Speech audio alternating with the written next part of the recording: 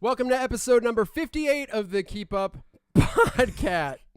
Podcast. That's fantastic. I don't need to say nothing. That was excellent. A cat walked into the room. That's why.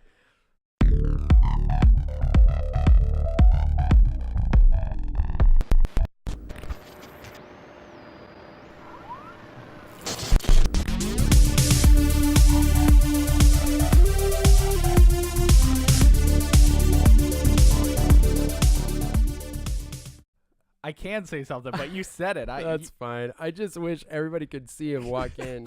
He looks so stupid. He does look really Can stupid. you put a picture of him here I can just go grab him. on the Vodcast? No, look, he's leaving. He's leaving. He's like, no one's grabbing me. That's going to be the thumbnail for every episode ever now. That sounds great to me. No, I we'll only get like 2 viewers because they'll think it's like an animal abuse video. Right. And He it'll be does like- look abused. He looks rough. This stupid cat just got shaved, and he looks stupid. Yeah, he looks like a mixture of, those like naked cats Yeah. that are like 99% skin. Yeah. And then the the Egyptian black cats. No, that sounds cool, though. Well, that's what he looks like, combination of. Mm. A naked Egyptian black cat. I don't think he looks like that. Well, I mean, he's white. First of all, he's white. Yeah, but the style of cat, the cat I looks just hate fit. Why do they leave the big poof pom-pom on the end of his tail? Well, you've seen poodles. He's not a poodle, Doesn't matter. Poodles are fashionable. but he's a cat. Cats need to follow the passion of the poodles. I don't like the passion of the poodles. Welcome to the Keep Up, or welcome back, or however it applies to you. I don't know. I don't know your entire life story. I do. I would love to learn it. Yeah, share us. Just type the whole story and just send it to us. Yep. Send us your life story at the Keep Up. At yahoo.com. Sweet. Did you know that it's like lame to have a Yahoo account? Why? I don't know. I guess like Gmail's where it's at now. Gmail's stupid. They've been hacked more. Well, I guess they've both been hacked. But Yeah. I hear more about Gmail being hacked than Me Yahoo. too, because it's the one that everybody uses. So I Right. almost feel cool now for having Yahoo one, but it's not cool. I'll one up you there. I still have an AOL account. That is, it's almost vintage at this point. Yeah, it's like a rare commodity to have an AOL. But nobody cares about AOL, so it's the perfect place to have everything. That actually makes a lot of sense. No one wants to hack it. No one's going to buy it No. out. Because they're like, what are they going to do? Steal a bunch of like grandmother's identities? There's some logic there, though. Maybe. I mean, Yeah. they've just been on the same gateway like desktop since 2000. Man. God, the computers. Do you remember getting our gateways? I do remember. And being like, this is modern technology. It was so exciting because we got it shipped, first of all, which in Yes. the time, getting packages was Dude, like the rarest because you get a thing ever. letter addressed to you at that time, and you're like, woo! Yeah! This is like Christmas. And it came in the big cow box. Right. And you're like, how did we afford? What is this? Are we like the richest people? We're clearly moving up. We're upper middle class now. That's like top level of the middle class. But yeah, I was excited, but also I was young, so I didn't know what the heck a computer was. Right, You know? right. I think, what was the first thing? Oh, first thing I ever did, I remember, which is funny. I went to Cartoon Network, or no, Nickelodeon actually. .com? Yeah, Nick.com, and played. There was this stupid, I love it, but it's stupid. It was a SpongeBob 3D pinball game. Amazing. Worked like crap. Yeah. Couldn't even load it up because our computer was like, it's a good computer, but technology wasn't at that point. Right. Yeah, I remember. I can't find it anywhere now. It's gone. But You could probably find YouTube videos of it. yes, of the good old 3D SpongeBob pinball game. Dude, it is so ridiculous. I remember just sitting at it and just typing in whatever I could think of .com, just because I was amazed at like everything having its own thing. Mm-hmm. And I had recently seen Titanic. So for some reason I went to like Titanic.com and it was just like the movie's website. Yeah. And I was like, this is amazing. This is the best. It wasn't. So that was like 97 then? I guess, yeah. That's when Titanic came out. So All right, dude. I'm just saying. Spitting knowledge. You are spitting no ledge Yeah, there's no ledge. to fall off of here. Right, because we're keeping you up on this with- podcast. On this Nice. podcast. What are we going into? What do you have? I have my first thing would probably be technology. Do stupid questions come before that? Yeah, Okay, then I got a stupid I question. should have known. All right, what it is? All right, it's two. One I assume will be quick. The other one is more of a thinker. Oh, great. All right, so the quick one. Yeah. Do rainbows exist at night? Yes. Yes. I don't know. I just decided I was going to answer quickly. It could be a quick one like that. Do rainbows exist at night? So they're a reflection. Probably. I mean, if the moon's super bright. Or and no, it's they're not a raining, reflection. They're a refraction, right? Isn't that what a rainbow is? A refraction of light. That's why. I just assume someone like melted a crayon in the sky. No, that's. I mean, yes. Yes. Literally speaking, Mm-hmm. rainbows come from melted crayons in the sky. Yeah. I know that. Yeah. But I also think it has something to do with refracted light and gold pieces and tiny green men. Okay. You almost had me. Yeah. I was there with you. And Right. then you kind of threw in the green men. Right, which I know some people might be thinking I'm talking about leprechauns, Yeah. but they are tiny men that wear green. Mm-hmm. I'm talking about aliens. Oh, okay. Right. Are they small or are they big? Tiny. I said tiny. Yeah, that's true. You were here when I said tiny. Yeah, it was literally seconds ago. Because I'm so racist, I was thinking leprechauns, and that's not fair to judge leprechauns No. because of their race. It's an entire people group that you just I generalized. just assumed they were all tiny greens.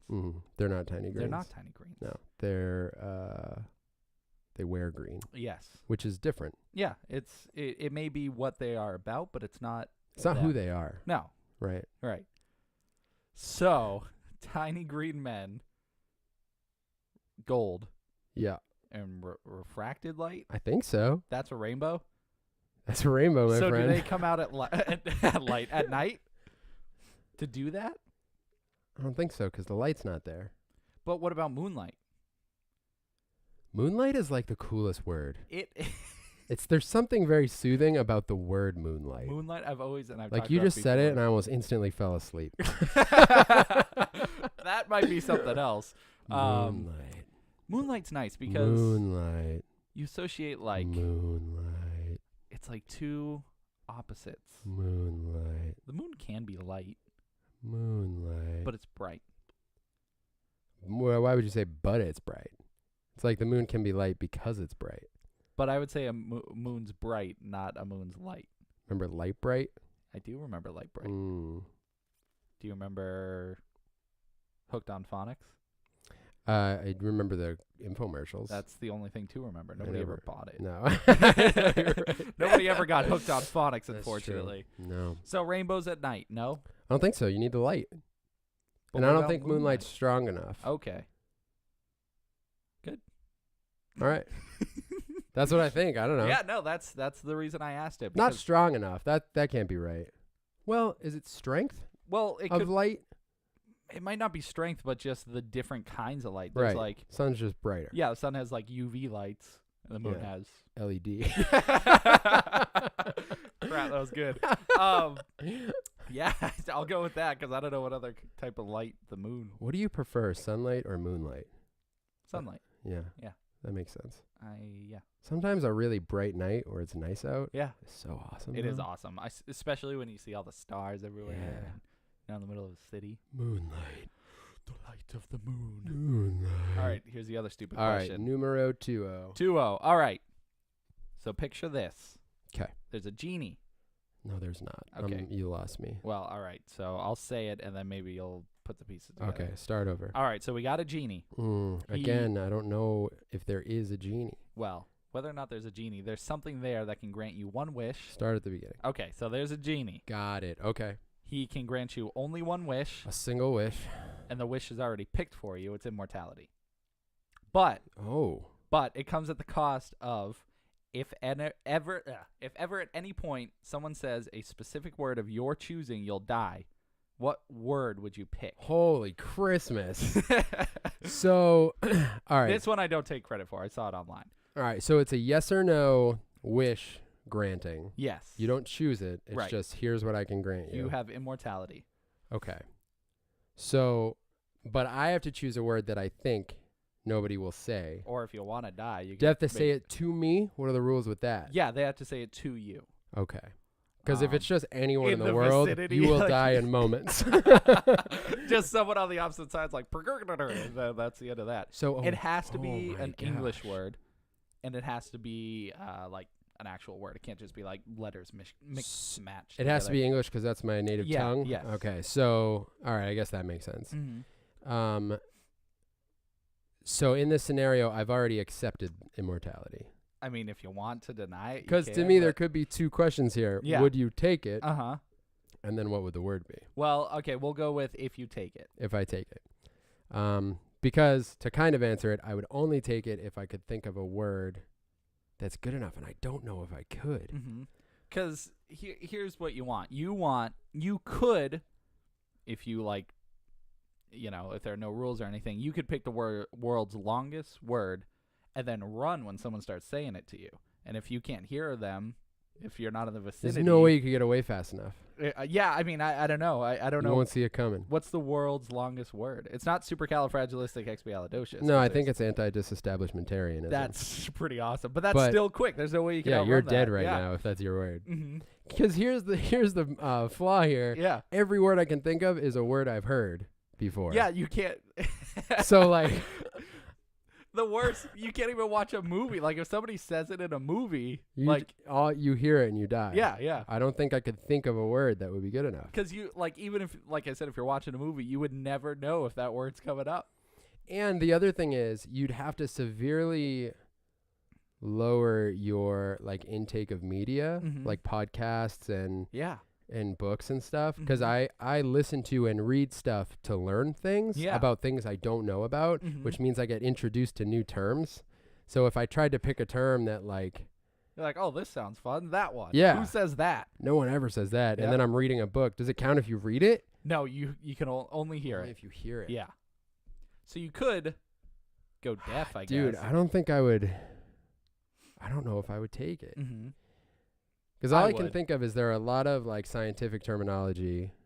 There is a lot of scientific terminology that's, like, I'll hear and I'm like, I have never, ever heard that word before. Yep. And you might never hear it again. You might not, but you might hear it in, like, a week. Yeah, it might be the new word of the week. You're watching the news and it's like, the word of the week is... That's dead. I don't think I could risk it. You don't think so? I do it, but I can't think of a word for the life of me. What about a name? I guess that fits. Like, you could pick a really, like, Gondry. Can't say I ever heard that one. As a director, I believe his name is Michel Gondry. I think it's Gondry. Is that English? Well, last names are hard. Yeah, because they could be foreign. I think he's French. But it's just the last name. But I guess my question would be, can you pick a name that, like... That is, like, never, like... Now, granted, I know who he is, and I've had conversations with friends who are into film about him, so that could happen again. Right. If he ever puts out another movie... You can't see it, you can't... And you have to pray it's not popular. Yes, exactly. Because they'll be, like, directed by, and you're like, no! I'll be listening to a podcast, like, always with my finger on the pause button, like, new film by Michel Gondry. Oh... No, because it would make life 1,000 times scarier because you're So always terrifying. listening for your death. I don't want to live like that. But you're alive forever. Or are you? Yeah, that's true until someone says That's it. the irony is you could take immortality and be done in a week. Yeah, seriously. Like, you would have lived way longer if you didn't take this if you deal. didn't. Ooh. I'd take it, I think. Once again, can't think of a word, though. Is it one word? Yeah, just one word. Because you know what would almost definitely keep you alive forever? Find an obscure anime title. Oh, my God. That's like blue in boxes Weeble. That's my favorite show. Or like, I'm trying to think of what else is like. But then, I mean, if you want to go in the anime culture, you'll hear people talking about it. I'll just stay out of it. Yeah, you'll have to pick something that you know you'll just never be interested in. Like, I'd make my word friggin' engine, because I don't like cars. So. There you go. But no, you play video games. Oh, the word yeah, oh engine is used all the time. You're dead already. I'm dead. I just walked in and watched you playing a game and was like, what engine does this use? And you're dead. And I'm dead. I'm like, well, that sucks. I don't think I can think of anything. At least not off the top of my head. I can't think of anything. If you do some serious research, I bet you could find something. But then I'd be scared that that'll be the one day some guy's like, hey, I just heard this new term. Do you know Waka Flocka Flame? Could you make up a word? No. I'm dead. Yeah. I am dead. You are just dead. Okay, would it change if it's a sentence? Maybe. Okay, a sentence containing 7 or less words. Does it have to make sense? No, it could just be stupid words together, like a code word, like to wake a sleeper agent. So it could be like Christmas is bacon next to kitty planets. Yes, and that would be it. That sentence I don't think has ever been said. Yeah. It might never be said again. I would say monkey danger fart eagle clock sock rocket. Those are just words. And I don't like the words clock sock rocket. You never been hit with a clock sock rocket? I don't think so. Okay. So that's not a sentence. That's just a bunch of words. I mean, mine made sense. well, you could go the buffalo route. Buffalo. Someone's going to say that. Yeah. Some idiot's going to walk up to you one day and be like, "Oh, dude, here's a sentence for it. Buffalo, buffalo, buffalo, buffalo, buffalo." And you die. and he's like, "Really got him. I got this guy." He laughed so hard he died. He just died. He started yelling and died. Yeah. I don't know, man. Yep. That's a tough one. It's a tricky one. What is that noise? That was Brody, like, look at his lips. There's way too much animal activity in this room now. Well, we can kick him out. I mean, he not now. he looks comfy. Yeah. What are we going into now? I don't know. Let's do you pick whether or not let's do technology real quick. Okay. All right. Technology. You got a new phone. Technology.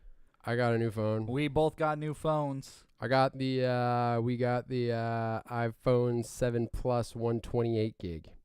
Yeah, actually. Did you have the option for the red one? Or is that a Verizon special? Oh no, I just said black. And that's where you chose wrong. I got flat black. Flop block. I love flop block.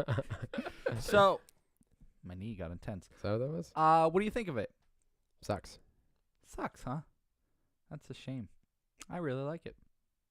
There are a lot of qualms I have with it. Like what? I don't like how you can't just plug in headphones.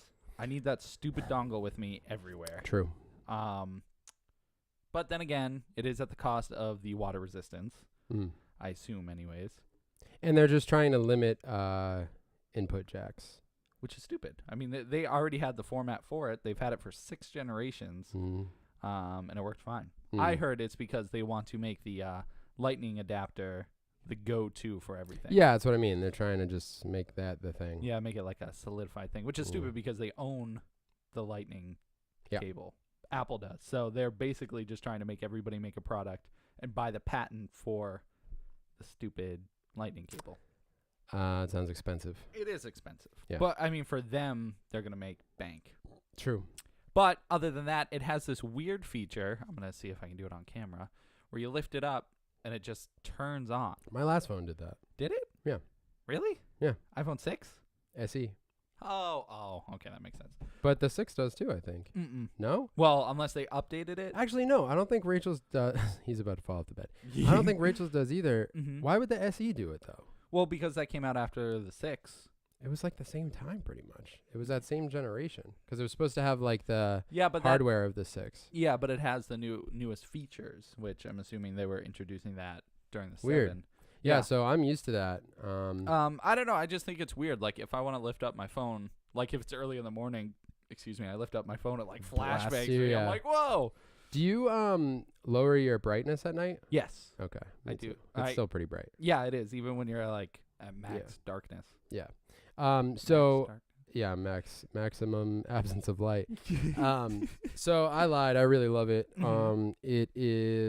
It's the size difference is crazy. It's insane. Anytime I hold any other phone, it feels like an iPhone 3 to me. Like, it feels light, it's small, and I'm like, what is this thing? I feel like an old lady. It's a little baby phone. Yeah, exactly. Yeah, I had the SE, which was the body of the 5, so it was even smaller than the 6. So going from that to the 7 Plus, I actually had it on my iPad yesterday, which is my iPad is an Air 2, so it's like it's a little bit smaller. Yeah. And it's like they're not like I say it's almost the same size, but it's like the difference is not that much, it's really. like it has a solid little bit. Yeah, and it's the brightness, the speakers on it are mental. They're like, really, really good. They're really loud. They sound really good, and and the cameras are insane. The camera, especially the back-facing camera. Yeah.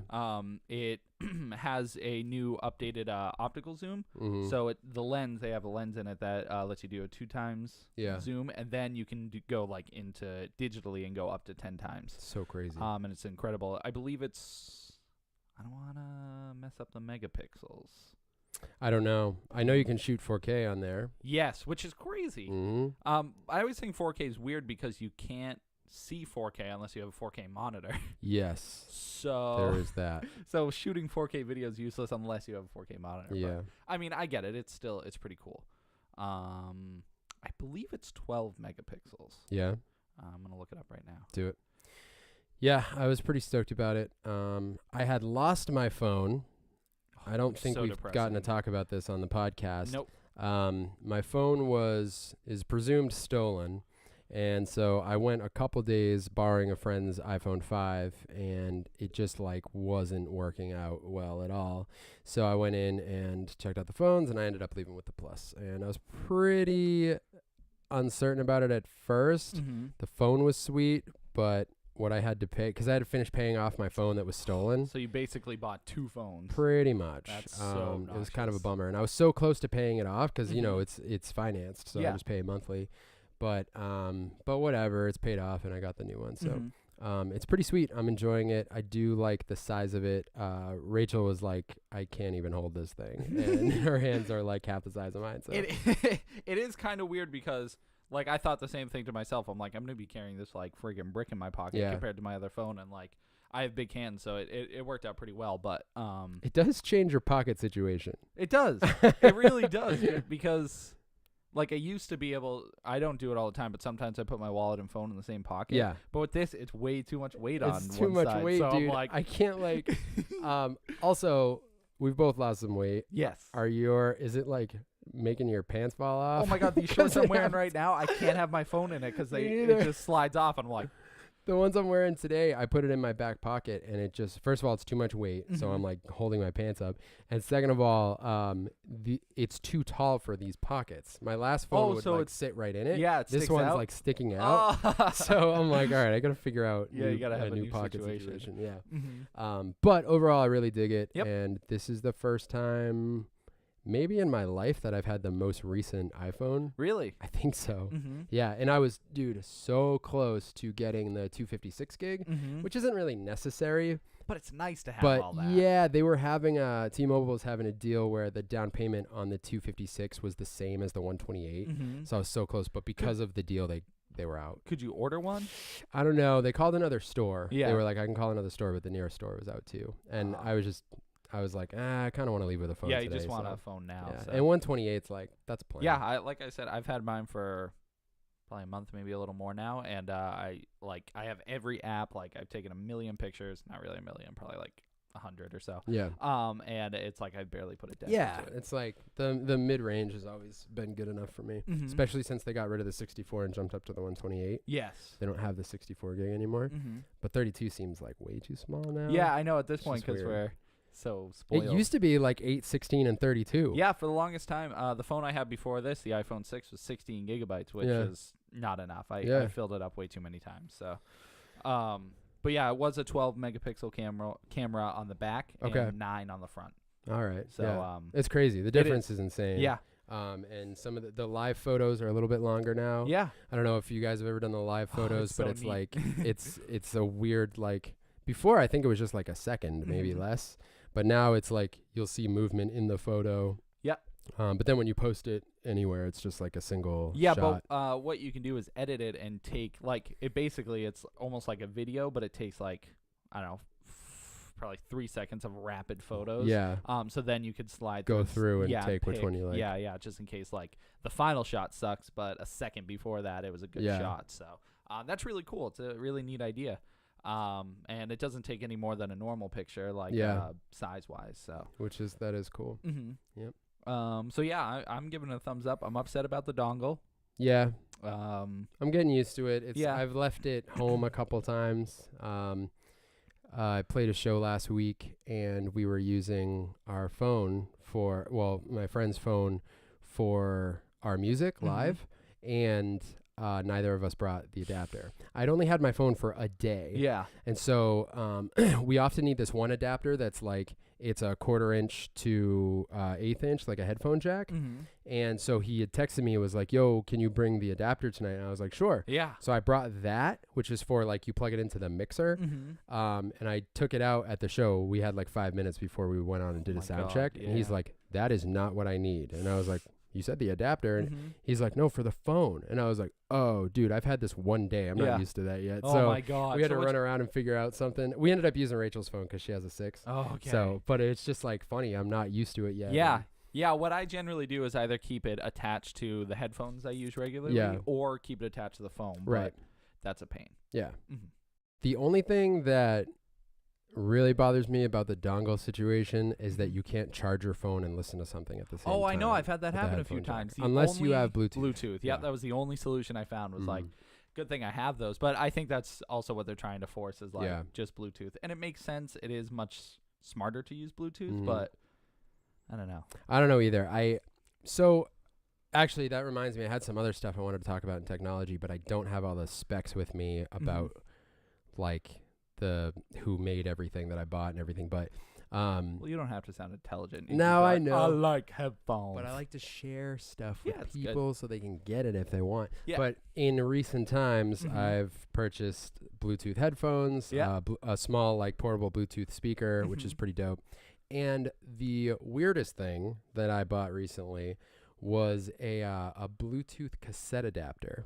Oh, yeah, you were telling me about this. Okay. So that is such a weird concept to me. yeah. So I drive a 2004 Ford Taurus, and wait, is it a Taurus? Nope. Focus. Thanks.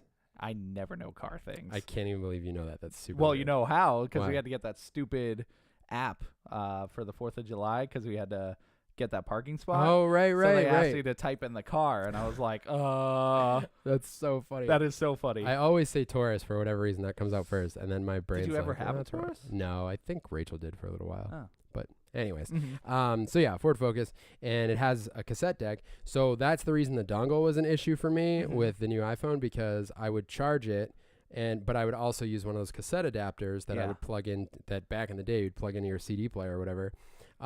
So I'd plug that into my iPhone, but now I can't do that both at the same time. But and I got this before I got the phone. But those cassette adapters notoriously break after a while. Like the wires are just so thin. Did you know that before you got it, or? Yeah. Oh, I mean, okay. they just always. just in general. Yeah, okay. they're cheap-ish, like Yeah. between $10 and $15, and they just always break eventually. Mhm. But they sound pretty decent as far as the technology running from an iPhone to a cassette. Yeah. So I went I think I went to Walmart because I needed a new one, and they didn't have any of the cassette adapters that had the wire that went like that you actually connected to the headphone jack. Yeah. They had a Bluetooth cassette adapter, Mm-hmm. which is literally just a cassette, and you hold the button down on it and link it up just like you would or you pair it with your phone, just like you would with anything else. You put it in your cassette deck and you play your iPhone or whatever you have attached to it, and it will just play through the speakers.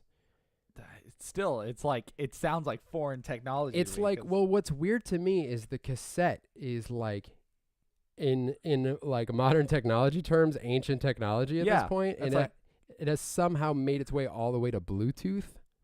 It just doesn't make sense. It's so weird. I mean, I get it because you put in the Bluetooth adapter into it, and Right. it's just a way for that to be brought Right. like, into your That's speakers the- and stuff. Yeah, but that's how it receives the it sound. just, And to me, I'm like, it just shouldn't work. It Yeah. really, it just shouldn't it's work. really weird, but Mhm. I had to get it because I was like, I've been kind of geeking out on tech lately. Yeah. And that, like, I was like, okay, I need to see how this Mhm. sounds. And it does not sound good. Yeah. I'll throw that out there. It doesn't sound very good because, like I said, the cassette adapters have always surprised me when I would just plug them in my iPod Classic or my iPhone. Mhm. It would sound pretty dope. Yeah. And, like, I have old stock speakers in my car. It's nothing crazy. Mhm. This one, it just sounds kind of dead. Like, it doesn't have a lot of bass. And even if you adjust your levels and stuff like that, it just doesn't sound that great. Yeah. But it has saved me in a couple situations where I needed to charge my phone, but I didn't want to drive in silence. So I used this weird Bluetooth cassette adapter. And it charged your phone too? No, because I couldn't plug it in at the same Oh, time. okay, yeah, Because yeah. I also bought one with a cable with a wire, Yeah. just in case. Mm-hmm. So I've used it a couple times and it's pretty decent. And I think the speaker that I got is an Insignia. Mm-hmm. That's what my sound bar is. So Yeah, it's it's. All right, pardon us while we watch the dog roll off the bed I and know. knock over everything. he seriously destroyed it. Just to sit down again? Okay. Yeah, he's gonna bite his butt. So yeah, it's great. It's a Mhm. tiny little speaker. It's water resistant. It cost me like $20, but I use it all the time. Did you dude. throw it into a pool just to see? No, I did hang it next to the shower while I Mhm. was showering, and it got pretty wet. Yes, but it's still okay.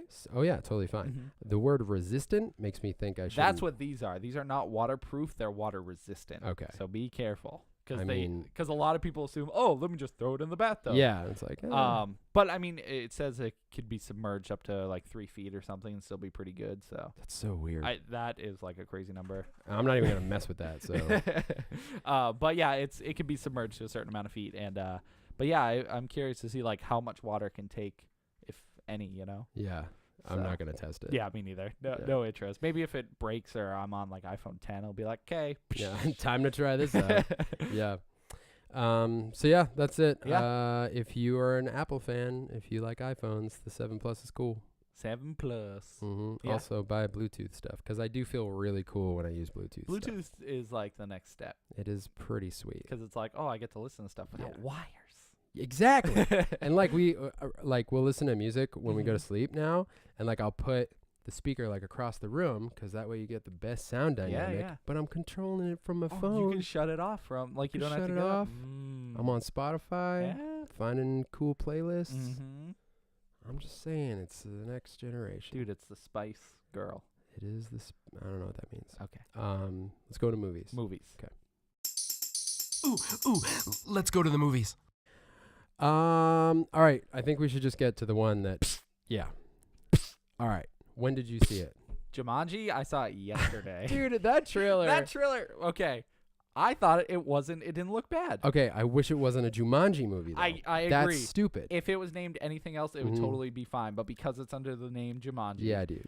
it Super weak.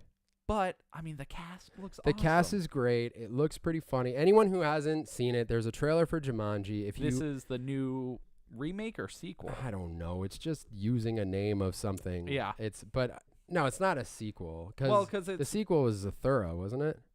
well, no, those are just they don't have anything to do with each other. Oh, someone told me that was like. I mean, it's like in a sense, a futuristic, like a spiritual successor Yeah, in a sense. But yeah, I'm pretty sure they didn't have anything to do with each other. Okay. But I love Zathura. That was like my Jumanji. I never Like, saw that one. I saw Jumanji and I didn't really like it as a kid because it freaked me out. It was scary. That's fair. But then I saw Zathura and I was like, this is awesome. It was really. So wait, good. have you revisited Jumanji? Because No, it's I amazing. Yeah, I haven't watched it since I got freaked out as a kid. Dude, my uncle so- was in that movie. Really? Yeah. Who do you play? Who was he? So he was at the beginning. They had like the shoe factory, Yeah. and he had a car at the time that was from the era that they were filming it to Yeah, be yeah. in. And so they asked him if they could use his car in the movie. So the car is parked outside of the factory, and at Mhm. one point he's like one of the extras walking out That's of the so factory and stuff cool. like that. Yeah. Where'd they film it? I forget. Yeah. I'd have to ask him. That's really cool though. Yeah, it's pretty sweet. Nice. And yeah, I mean, it's definitely, the movie's pretty intense, but Mhm. it's so great. And this new movie called Jumanji Welcome is to the jungle. Welcome to the Jungle. Mhm. Yeah, so it's just like, I don't think it's going to be related at all. I mean, they'll probably nod to some things, but Yeah, it looks more like a remake in a sense. yeah, it is, I Mhm. think. So it's a bunch of kids, and they Get detention, it Yeah, looks like like. detention or Mhm. something along those lines, and they find a video game. So it's Mhm. not a board game anymore, Yep. of course. It's a Super Nintendo. It looks like. It does look like that, yeah. Yeah. So they start playing the game, and they each choose their characters, and when the game starts, they each become they get, ported into the game, and Yep. they become their avatars, Mhm. which are Jack Black, The Rock. Dwayne Johnson, and Kevin Hart, and then Nebula. oh, that's who she was. Yes. I can't remember her name. Can you Gillian, I think. look it up real quick. Yeah, it's Yeah, because it's awesome. She's been in a lot of stuff lately, and I originally saw her. Of course, my phone's not working. I recognized her, but I couldn't place pin it down, and that's why, because Nebula's so blue. Why is your phone not working? You know, we were just talking about how good you were, phone, and now you fail me. I know we're out now, but what do you feel about that weird, like, the button on the phone? It's not like a real button. No, it was really throwing me off at first because you can pick how, like... sensitive it is? Yeah, well, how intense the vibration is. So when really? you click it, I had it to max, and it feels more like a button at this point. Why won't yours open? I had to restart it. Nice. Took a picture. Anyways, Karen Gillian?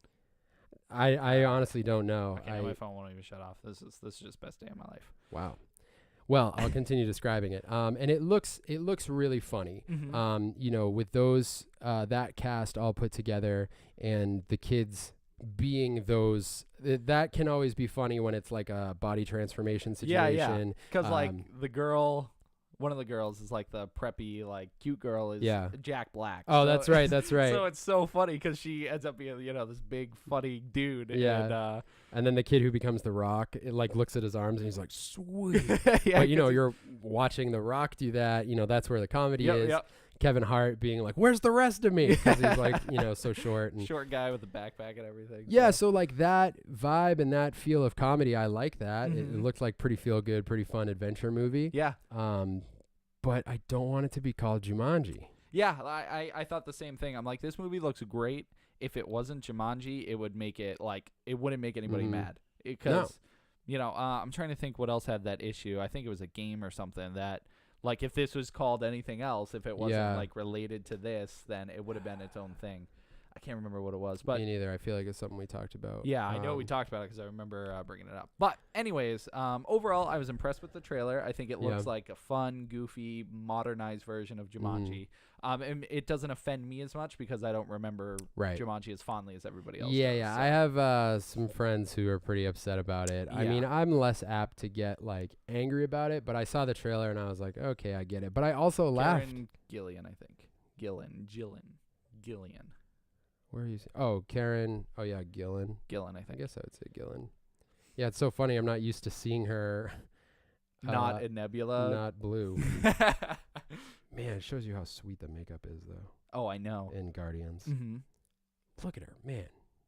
She's badass. Yeah. So, that movie, I just said it. It made me laugh. As much as I was like, oh, this shouldn't be Jumanji, I laughed like 3 or 4 times during the trailer. Yeah. So, I don't know. I'll probably see it. Yeah, I'm not sure if I'll see it in the theater. As cool as it looks, it might. Yeah, I don't get to go enough to catch that. Yeah. I'm sure there will be other things that I'll want to see over it, but it's causing a fuss because people are Jumanji purists, and it's a classic at this point. Yep. So definitely of my generation. Yes.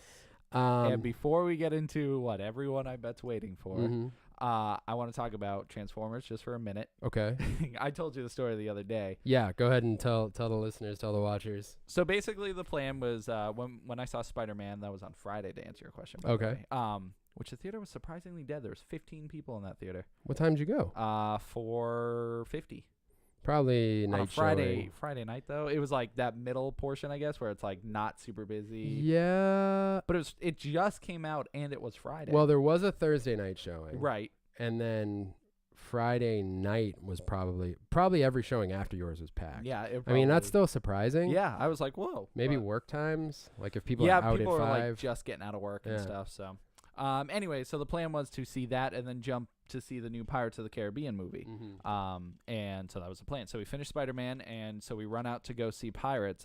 Fortunately, with my friend Nate, I'm blaming you publicly. Nate, come on, man. He probably just got confused and thought he saw Pirates for 7:10, but it ended up being the only movie that was playing at that time was Transformers the last night. So obviously you went to see it. Well, no. Oh. The plan was we were going to watch 2 movies. We were already there. We had the money for the tickets. We were like, all right, let's go. Yeah. And so once we figured out it was Transformers, I feel bad, but at the same time, I did not have the patience. I told Nate no.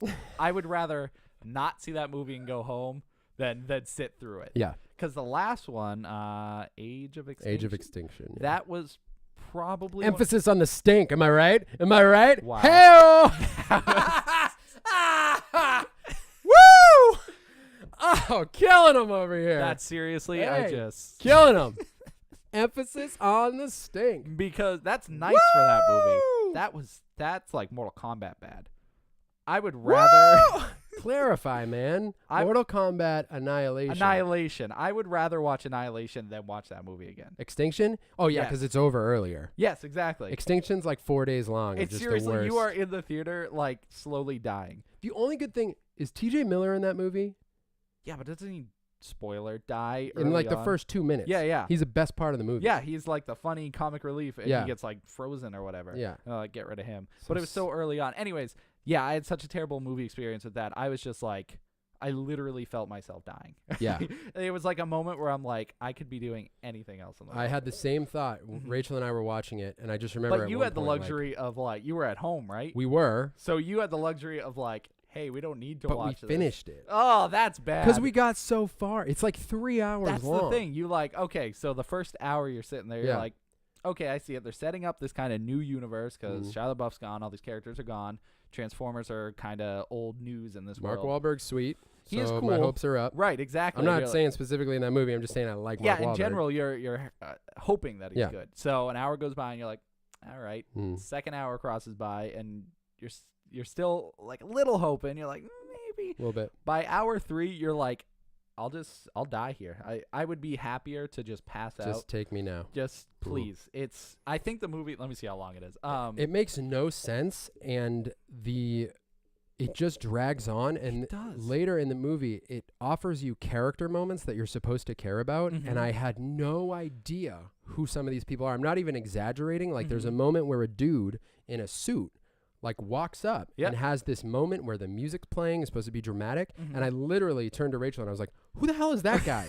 Why do I feel like I'm supposed to be sad? I don't even know who that guy is. He's just been some dude in a suit in the background with a briefcase, and now I'm supposed to have some kind of like emotional reaction to him like leaving or something. I don't understand. Yep. It was so poorly done.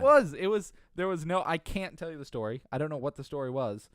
Dinobots in space with a briefcase guy, and Mark Wahlberg has a daughter, and TJ Miller's dead. Yeah, there you go. That's too the long? story. No, that's And it's very hot wherever they are. it's very hot all the It's time. so hot. Everybody's sweating, and they have a tan that's borderline a burn. Yep. And it's so red everywhere. Is it Mars? No, I think so. At this point, they might be on Cybertron. Why is everyone sweating in the Transformers series? Because they're always so intense. The first time you see Megan Fox, she's like dripping sweat. They literally dropped a bucket of water on her. And it's like, I know it's supposed to be like sexy, but she's just like pouring sweat onto her engine. The shirt she's wearing has a bigger pit stain than anything else. And you're like, man, nothing. Even the robots are like sweating.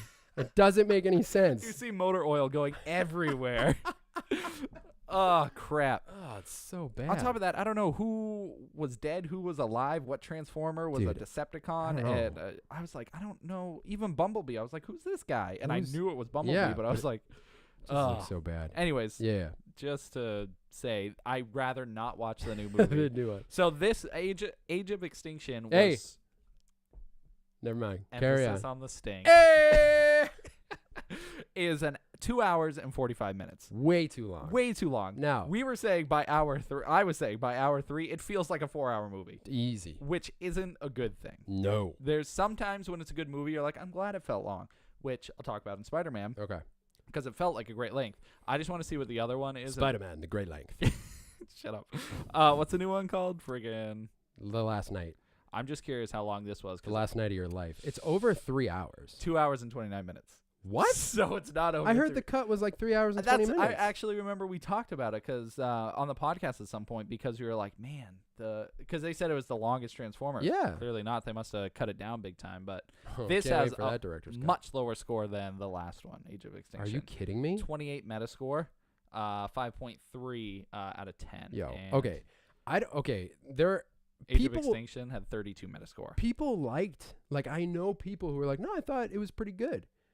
And I don't, Age of Extinction, which I saw that and I was like, how did anyone, I mean, and I'm not like super judgy movie guy. Yeah, I always find a silver lining in a movie. I could not find it. As punny as that would be in a movie about giant shiny robots, No silver lining. There was just nothing throughout the whole All thing. the robots just looked like a silver lining. Yes. I couldn't recognize You're any like, of I them. don't even know. It's just like cars smashing. Yeah, it's just not. Ugh. I don't know. I don't know. I do have to say, the first one I really liked.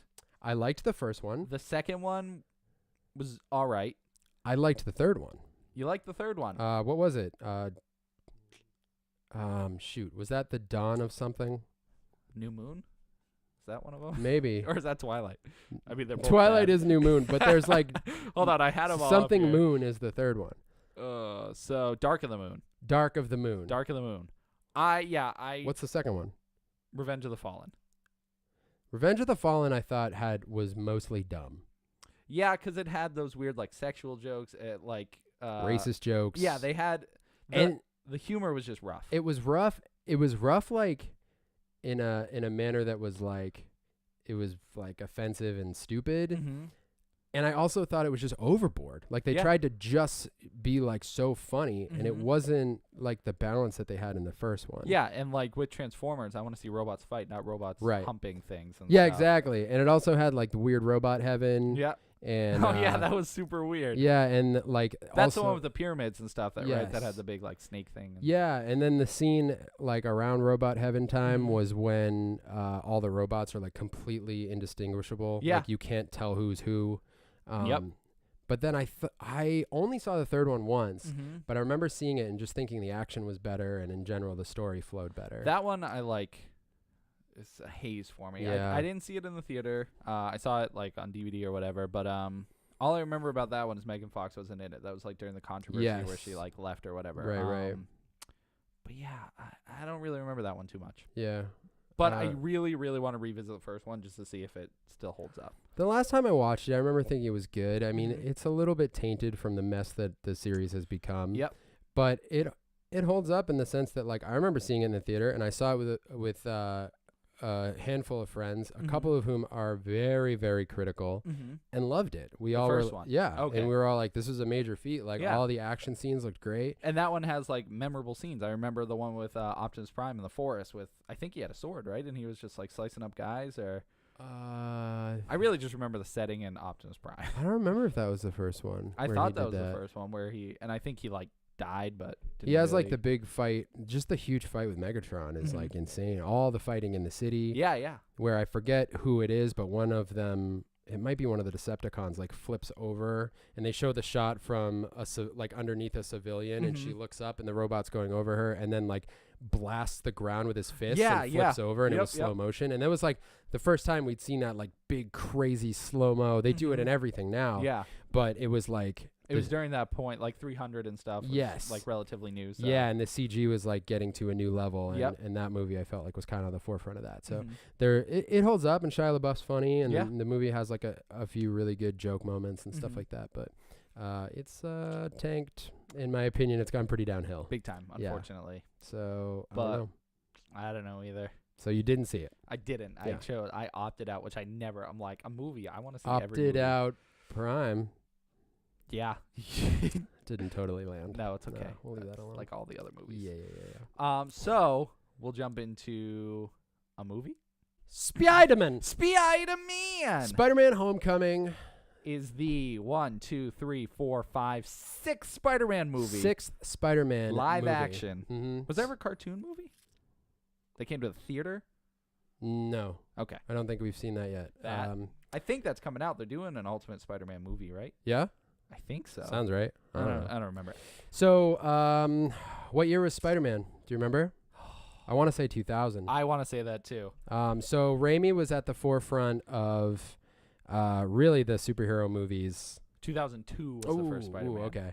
Really the superhero movies becoming a whole thing and a genre itself. Yeah, because X-Men came out in 2000. Okay. So, yeah. So, and this was Fox after recently buying Marvel or Okay. buying Marvel properties for film because they were bankrupt around Right. that time. So Bryan Singer, I want to say, did X-Men. Yes, I believe he did the first one. And second, he left for the third yeah, one. that was a whole thing. Yeah. Um, So now I'm on X-Men right now. What the heck? Yeah, so Raimi put out Spider-Man with Tobey Maguire, Yep. Kirsten Dunst, and A whole myriad of other so many people. But J.K. Simmons, we just had to bring up. 'cause he was the he's best so great, J. so Jonah great. Jameson ever. Yeah, Oh, and who plays Harry? What the heck? Freaking Willem Dafoe. Yeah. No, other Harry. James Franco. But also Willem Dafoe. Okay. Yeah. He plays. Yeah, never mind. He plays Norman. Yeah, Norman.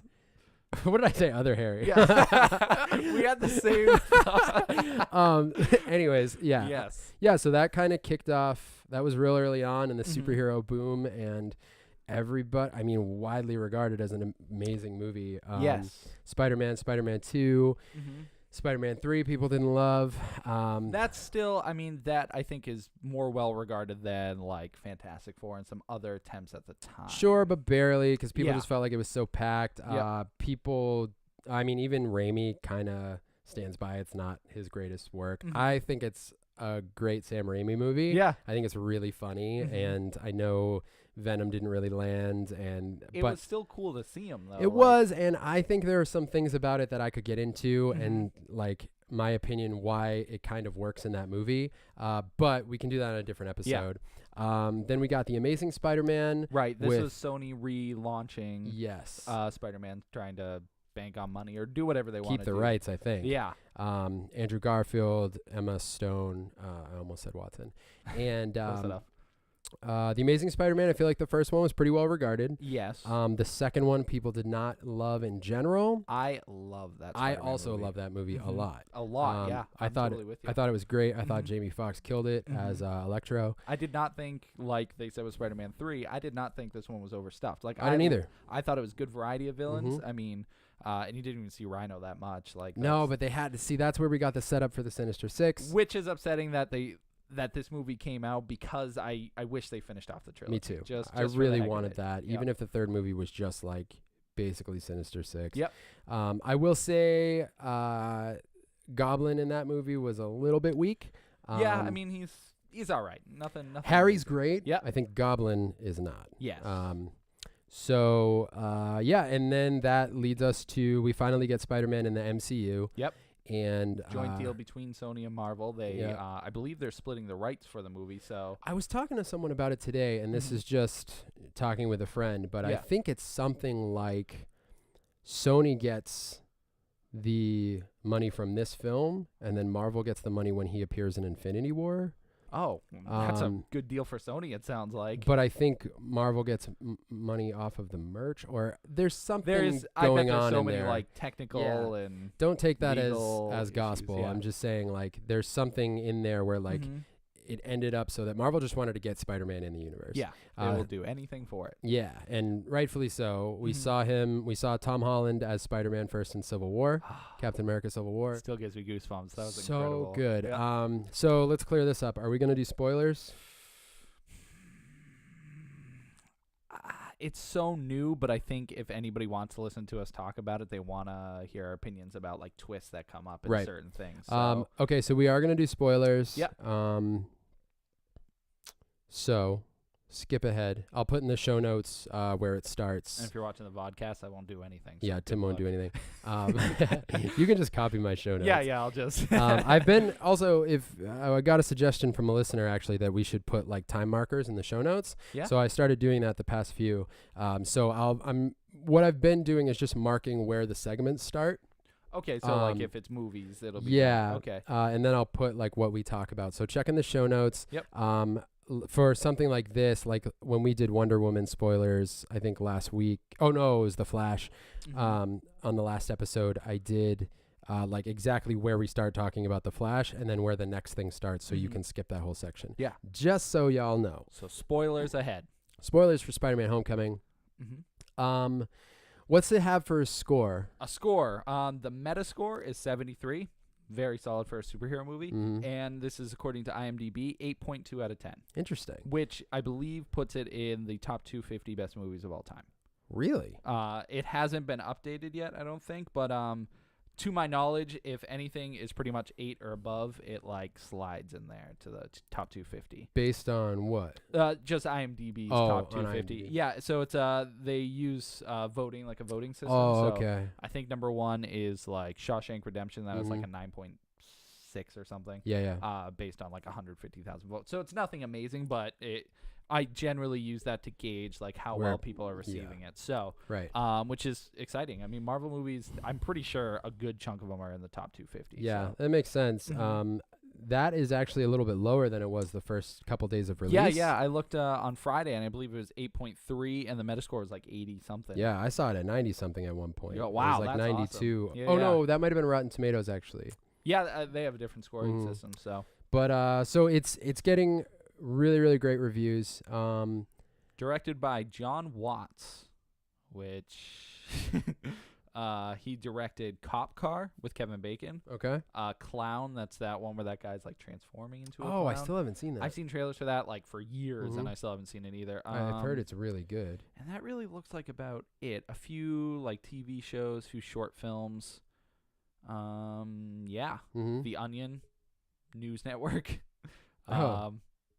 Yeah, that was really it. Didn't direct too much. Mm-hmm. So Did he write it as well? Jonathan Goldstein, a bunch of people, but yeah, he did the screenplay or Okay. helped in it. 12 people wrote it. Mm-hmm. Stanley, obviously. But yeah, just a bunch of different people. But yeah, All right. It was so good. it was everything I wanted it to be. I'm gonna make a claim. Well, Mhm. let's go through the movie first. I'll make my claim at the end. We Yes. can kind of say. I was gonna ask overall you, thoughts. yeah, your favorite Spider-Man and your favorite movie out of all of them. You want to start with that or hit that? Save at it the at the end. All right. Yep. So Tom Holland as Mhm. Spider-Man. I think he is. I don't know if this was one of your questions, But go for it. I think he's the best Spider-Man. Really, Yeah. best Peter Parker? Yes. Yes. Okay. Yes, I agree with you. I think he has a great balance between the nerdy clumsiness Yeah. and the like confident but joking Spider-Man. Yes. And it's great because we have seen multiple variations of Peter Parker. So Right. Raimi Peter Parker Mhm. Tobey was Maguire. was like an older like adult Peter Parker, more akin to the cartoon, you know. Right. And then we got Amazing Spider-Man, which was kind of in between an older teenager going into adulthood, which Yeah. I know Raimi's did that too. He started out as a teen and went his way, but Character-wise, it seemed like, Andrew Garfield was a little bit more. That Peter Parker was a little bit more like awkward high school. yeah, like know. just awkward high school nerd and just like goofy, I guess. But he was kind of like the cool nerd who like skateboarded. yeah, and stuff, exactly. He was so- like had the nice hair and everything. Yeah. And then we have now Tom Holland, which is 15 years old in the movie. 15, Yeah, so yep. he's a young kid, Mhm. and it's totally shows. You Yeah, know? it's played up really well. Mhm. He has that teenager kind of confidence where Mhm. he's like, I just want to go for it. Yeah. But it also, one thing this movie does so well is shows his vulnerability throughout the Mhm. whole thing. Yep. Both like as Peter Parker and as Spider-Man, Mhm. because everything is so new to him. Yep. The story focuses around Michael Keaton as the villain, Mhm. as what's his name? The Vulture. Yeah, but Yeah. what's his name? Cough, cough. It is Adrian Adrian Toomes. Or Toomes. Toomes. Toomes. That's what I was trying to remember. They call him Toomes throughout the Yeah. whole thing. I don't think they ever say Vulture I don't think so until either. it's written on something Yeah, at yeah. one point. I think Keaton's incredible. Yes. He I was just going to say, I was very unsure because yeah. he didn't at first seem as menacing as like Doc Ock Sure. or Green Goblin or whoever else we've seen. Like he almost felt kind of like a lower tier villain. Yeah. But as the movie progressed, he became much more like Right. menacing and fearful. And I was like, man, and obviously it's Michael Keaton. You can't go wrong with him. So good. He's And a really good actor. I want to say too, like, I think Doc Ock might be a good comparison. Yep. Because there is a gradual like changing of Toomes throughout the movie, Mhm. where eventually you're like, man, this guy is like twisted. Yeah. It's like. But he's- he also has this like sense of honor. Right. You know? Yeah, he's which- one of those. He's almost like a mob guy. Yes, exactly. like what I- he is a bad guy, yes, but he also, like I said, has a sense of honor. So there are situations where like, you're like, oh, that's cool that he did that. That Yeah. he gave him a chance that whatever happened happened. So, which kind of is like Doc Ock, because he Mhm. at the end of Spider-Man 2, spoiler for that, kind of in a sense has a redemption. He Yeah. gets like his conscience speaks up basically. So, Yeah. Right. it was good to compare him to Doc Ock because they are very similar. Yeah, there's like, I guess that's the best way to put it. Like you said, this sort of honor, sort of, they both had like love in their lives. Mhm. And for Toombs, he has his family to take Yep. care of, and he says that that's like at the core of everything that he's doing. And he's Mhm. also that villain who has a like, let's go against the man kind of mentality, Yep. which is often something you can kind of root for. Yeah. Especially as I get older and like kind of realize how messed up the You're world falling is. into his place. like, You're like, bro, you have the like, family. I'm like, I kind of get where you're coming from, Yeah. man, because he gets the beginning of the movie is him just as a regular dude, just working, trying to make it, and he gets Mhm. totally screwed Yep. by the higher ups, which happen to be attached to the Avengers Initiative Yep, and yep. stuff like that. And Which, may I add, I thought that was really cool. They found a way to connect the Avengers to that, like him being a cleanup crew for that, getting the materials and stuff, and then doing all right, that. because you do have to realize like it's so seamless, but where this is all being tied into a massive universe that's been being built for almost 10 years now. Oh, yeah. You know, so it's like they're kind of trying to seamlessly put this all together. Yeah. And this is such a small scale compared to everything else, right. but they still find a way to weave it all Yeah, together. it's so. like building its own universe within a universe. Yep. Can't be easy. And so we see a lot of Tony Stark in this movie. Yeah, a lot more than I thought. A lot of Happy, Yes. which is great. Which is great. I know. love Jon Favreau. I haven't seen him. Was he even in the third one? He's in 3. Doesn't he get hurt, though? Yes. That's why you don't see him too Yes. much. Yeah, he gets hurt by the like exploding guy. Remember, I forget what it's called. The not the Mandarin, but not that guy either. I'm trying to think of the virus. Yeah, what it's called. It's the thing. It's like Nexus or something like that. Or I can't. I won't be able. But to I don't know. There's a thief that like explodes, and that's when Yeah. you see Happy and he gets hurt. You don't see him for most of the movie. He's in 1 and 2, obviously a lot. Iron Man's. Iron Man 1 and 2. Iron Man. The Iron Mans. Yeah. So we saw him a ton in this. He's kind of Peter Parker's like go-to for help, and it's just a very like. It's funny. It's like a coming of age superhero. I was gonna movie. say it's coming of age, but it's more so in learning his skills and his powers. Yeah. And he's given a suit by Tony Stark early on, and I love. There's this whole montage early on in the movie where it's Peter making like a webcam video or a video with his phone, basically, and it takes you through up until the moment of Civil War. Yes. Where that big battle in Civil War, he where brings he shoes the up. camera into the battle. He's Dude, like, let me just. And he's like, gotta go.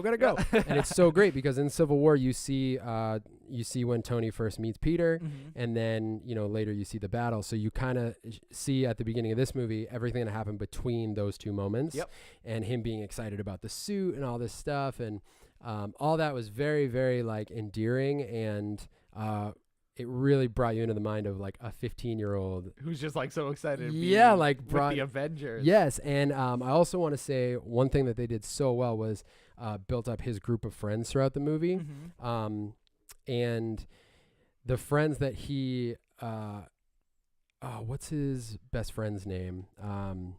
If you could look that up, it's so good. They really sold the whole nerd thing with them building Legos together and talking about Star Wars, and which they can do because Disney. Why is he so far back? I don't know. Smaller character. I know. I was thinking that correlation with the Star Wars. Yeah, they're and all building that the stuff. Death Star out of Legos and stuff like that. Ned. was his Ned, name. yeah. Yes. So yeah, he has these friends on the. What kind of team is it that they're on? Is it like a debate team? I think so. Debate or a. I don't know if they ever say it. They just keep saying they're going to nationals. Or yeah, whatever. yeah. It's either that or I mean, it can't be a debate team because they're They're not like debating. They're answering questions. yeah, like a trivia team. Yeah, something like that. yeah. But anyways, the dynamics between he and his friends, I mean, and this is the thing about Spider-Man that is always great to watch, is that balance of him being a kid and him having all this responsibility. Yes. Him going against Michael Keaton's Vulture gave us like a few really, really intense moments. Oh my God! When which one? I'm gonna jump right into Which it. one? When he goes to Liz's house for homecoming, dude, I literally, I can't believe. I was like, so he spent and they bring you there, dude. Yeah. Like he's so out of it the whole time. So so this whole movie they're building up this rivalry between Toomes and Peter, well, Spider-Man and Vulture. Yeah. And they're also building up Peter's crush on this girl, Liz. Yep. He finally comes to the homecoming dance. And which, may I say, after this point, he is like not giving up on Spider-Man, but putting Spider-Man like down to focus on his life. So he's like, all right, here we go. I got the girl. Yeah. I'm caught up with my friends. Like everything's going smoothly. Shows up to Liz's house. Opens the door, and who's there but freaking Toomes? Dude, when he Holy opens crap. the door, it's seriously like it takes a minute to be like, what is happening right now? Because I thought immediately that he just like captured Liz. Like That's what I thought too. Yeah, he was like he knew who Peter was, and he was like, I'm gonna mess with him because he's like, I'm gonna kill everybody you love, all that stuff. So that's why I thought, I was like, oh crap, he's there. They're just about to duke it out. Right. And then he ended up being her father. He's just her dad. I was like, ooh. Yeah, but they hit you with like it strikes you the way that Peter must have felt. You know, like what's happening here? Right, because obviously he knew who he was. But like in that moment, aren't you freaking out? Because you're like, you've always been wearing a mask, but you have to wonder like, what are the odds of this? Does he know who I am? Right. All this kind of stuff.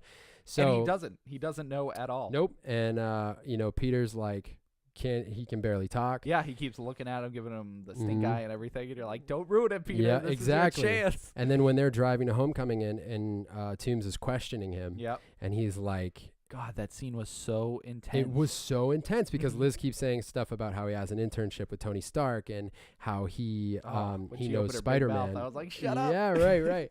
So it was great. And even before that, one before and one after. Before that, there's a moment where Peter I think it's when he's stopping a heist or something along those lines.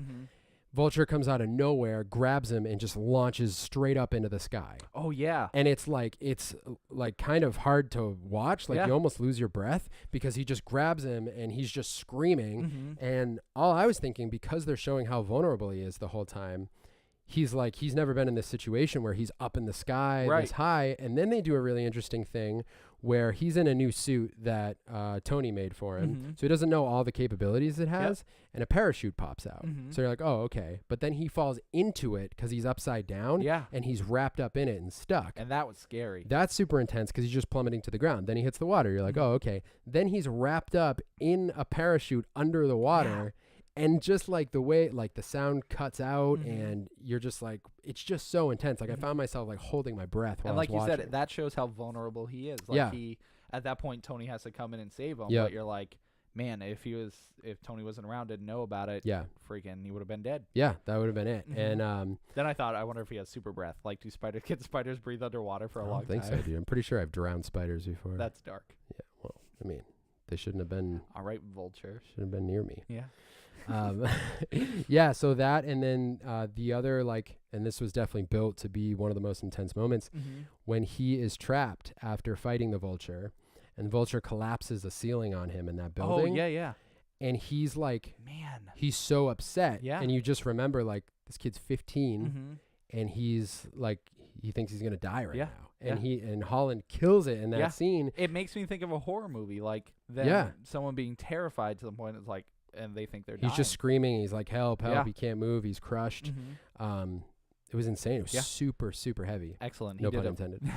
He did a fantastic job. And just I think one of my favorite points is when he fully unlocks the potential of the suit. Yeah. And just he starts becoming friends with Karen, who is the voice inside the suit. Yeah. And I just think that's a great dynamic to have. That basically gives him a reason to still talk. So he can be quippy, he can be funny. But it also shows him like with all these abilities he could possibly have because of the suit. Right. Which I thought was excellent. I just thought it was really cool. It was cool. And they also set him up to have that sort of fatherly thing with Tony. Yep. Where he's like, if you need this suit, if you're nothing without this suit, you shouldn't have it. That's kind of the coming of age part. And that's actually before he has that big battle with Vulture. Yep.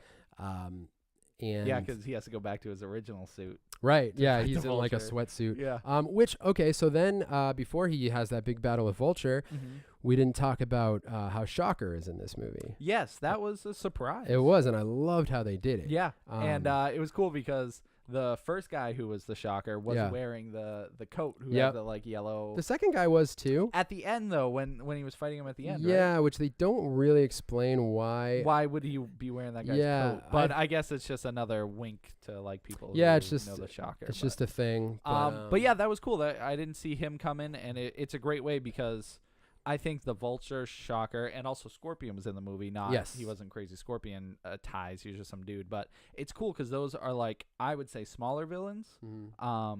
So it's exciting just to see them all in the universe. And well, stuff. Scorpion was he's kind of a cliffhanger or a foreshadow for the next yes. one. And which is exciting. And we should talk too about how good the comedy was. Yes, it's perfect Marvel style. Like it was. Yeah. I don't even know. It was great. It was just all over the place. There was definitely one character I really liked, Michelle. Yes. She was just everywhere all the time, and just every time she talked, it was hilarious. So great. She was great. But yeah, it was just funny, really funny. It was very, very funny. Very funny. And I liked the humor between the kids. Like I think that's part of what it is just how awkward certain situations are. Yep. and it carries with him. And like you said, when the voice is unlocked in the suit and he has someone to talk to because he gets trapped in this big like cargo hold. Yeah.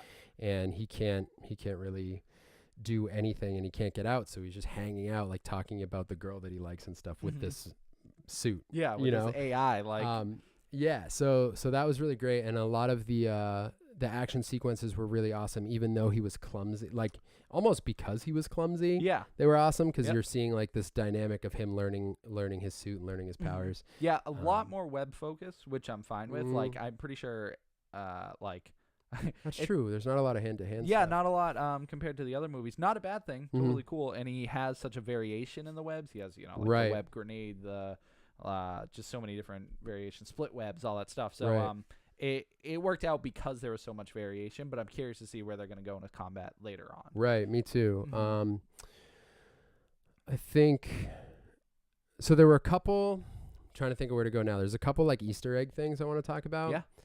But then I also had a friend who did not like the movie. And I kind of want to talk about a couple of things he pointed out. All right, let's hear it. All right, so one thing was okay, so there are a couple little things. This particular friend is a Spider-Man purist. So he had a hard time with the direction they took Peter Parker. Okay. There were a couple things that I was like, as a Spider-Man purist, do they like any of the movies? yes, actually his favorite movies are the Amazing Spider-Man movies. Wow, okay. I know. So, interesting. Yeah. Now, we'll say Homecoming is not really, this is one of those things, it's like a Dark Knight situation where it's not really based on any storyline. Right. It's totally its own thing. And you could tell with certain characters, like, they're taking different directions. Yeah, with these like characters. MJ. Yeah. Which, may I add, it was confirmed that that's not Mary Jane Watson. Interesting. So it is a separate MJ, but they left it open that if he wants a relationship with an MJ, so people like could be satisfied or be like, I get it. They made her an MJ, but Mary Jane Watson might show up. Interesting. Later. Okay. So. Yeah. All right. So we'll see where that goes. I think a couple of the things that he said made sense. One thing is no spider sense in this entire movie. Yes, I also noticed that. I meant to bring that up. Spidey sense? Spider sense, or Spidey, both work. Interesting. Yes, I did notice that. There were a few times where you could tell he did have a heightened sense, though. Sure. But yeah, I was thinking the same thing because there was one scene in particular that made me think, oh, spider sense would be great here when he confronts the Vulture without his suit. Right before he like presses the button for the suit to come through, like it. That's right before he drops the ceiling on him, right? Yes, exactly. That's the scene that he brought up. Yeah, because that is, a lot like Green Goblin in the first movie. So I was like, oh, okay, if he had spider sense, this would be it. But then I thought, oh, he saw him press the button, so he knew it was coming, but also had like a superior sense to dodge it, knowing it was coming from behind. Yeah, so maybe it's just assumed. I mean, you do see him reacting to things, but they never. I don't think he has it. I'm pretty sure he. Like I said, I think he just has a heightened sense. Like his hair follicles can feel it before anything else. I mean, because that's a thing for him. Like Spider-Man has spider sense. Spider sense, I know. You know? So maybe it's just there. Like you said, you do see him reacting to things and Mhm. whatnot, but not enough where it's like spider sense. It's mostly Yeah, they he don't- sees like an action happening. It's Yeah. like, oh, something's coming from behind. I got to jump. like I'll never forget with Tobey Maguire the scene in the calf Yeah. when he trips or someone trips and he catches the tray with all Mary the food. Jane, and yeah. He does that. And it's such because it's Sam Raimi, all the zooms and the silence other than like yes, exactly. you know, like so you're seeing kind of getting that sensory Yep. feel and so there's nothing like that. He also had a problem with we'll see what you think about this. I was kind of undecided on it. Yeah. First time we see him, Mm-hmm. he's fighting the Avengers and he holds his own. Oh, absolutely. So throughout this movie we're seeing him like fumble around like crazy. Yeah. So it's different situations obviously, Mhm. you know, like with the boat, which I think the boat being split and him trying to save everybody. Two things. One, it's kind of like maybe not as good as the train scene. I got that vibe that Spider-Man they were 2. going for that. Yeah, definitely not as good. And two, to steal your point, I don't know if you were going to say it, but I think the boat would still sink no matter what. I wasn't even going to say that, but I think you might be right. Because at that point, the water It's is filling in. up with Yeah, and yeah. when Tony comes through and fixes it, there's still all that water in that bottom part that was That's open not up. supposed to be there. Yeah. So I don't know. I don't know about the it's a physics of stupid that whole situation. Yeah, a nitpick thing. But what was your second point with that? The second point was a positive. I can't even imagine the sorts of animation time that went into him webbing up the entire boat. That was so awesome. It was though. so he was great. like bouncing and doing the webs. Because how and- long is that shot? I mean, it's serious. Like 30 seconds to a minute, yeah, maybe? give or take. I'd say 45 seconds. And like how much, like, it's seriously just like, Yeah.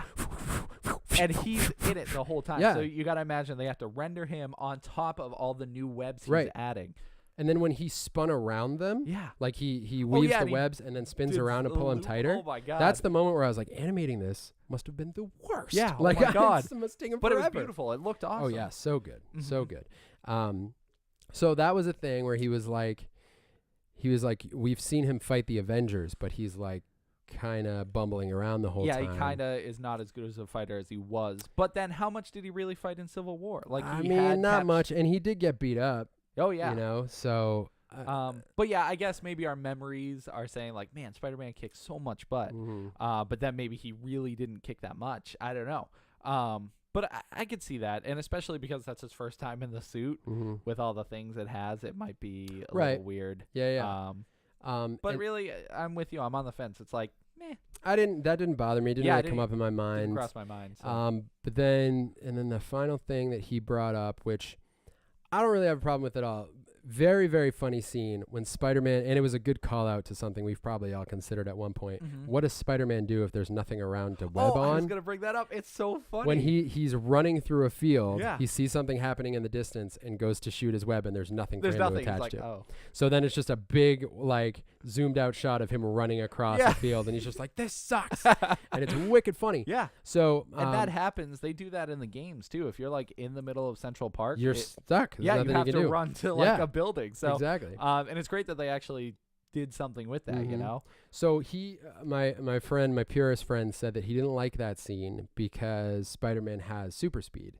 Does he? Not Flash level, but That's that's faster than average. because the venom that enhances him enhances everything. His Right. muscles in general, and they do show in the first Spider-Man, they show him running really fast. Yeah.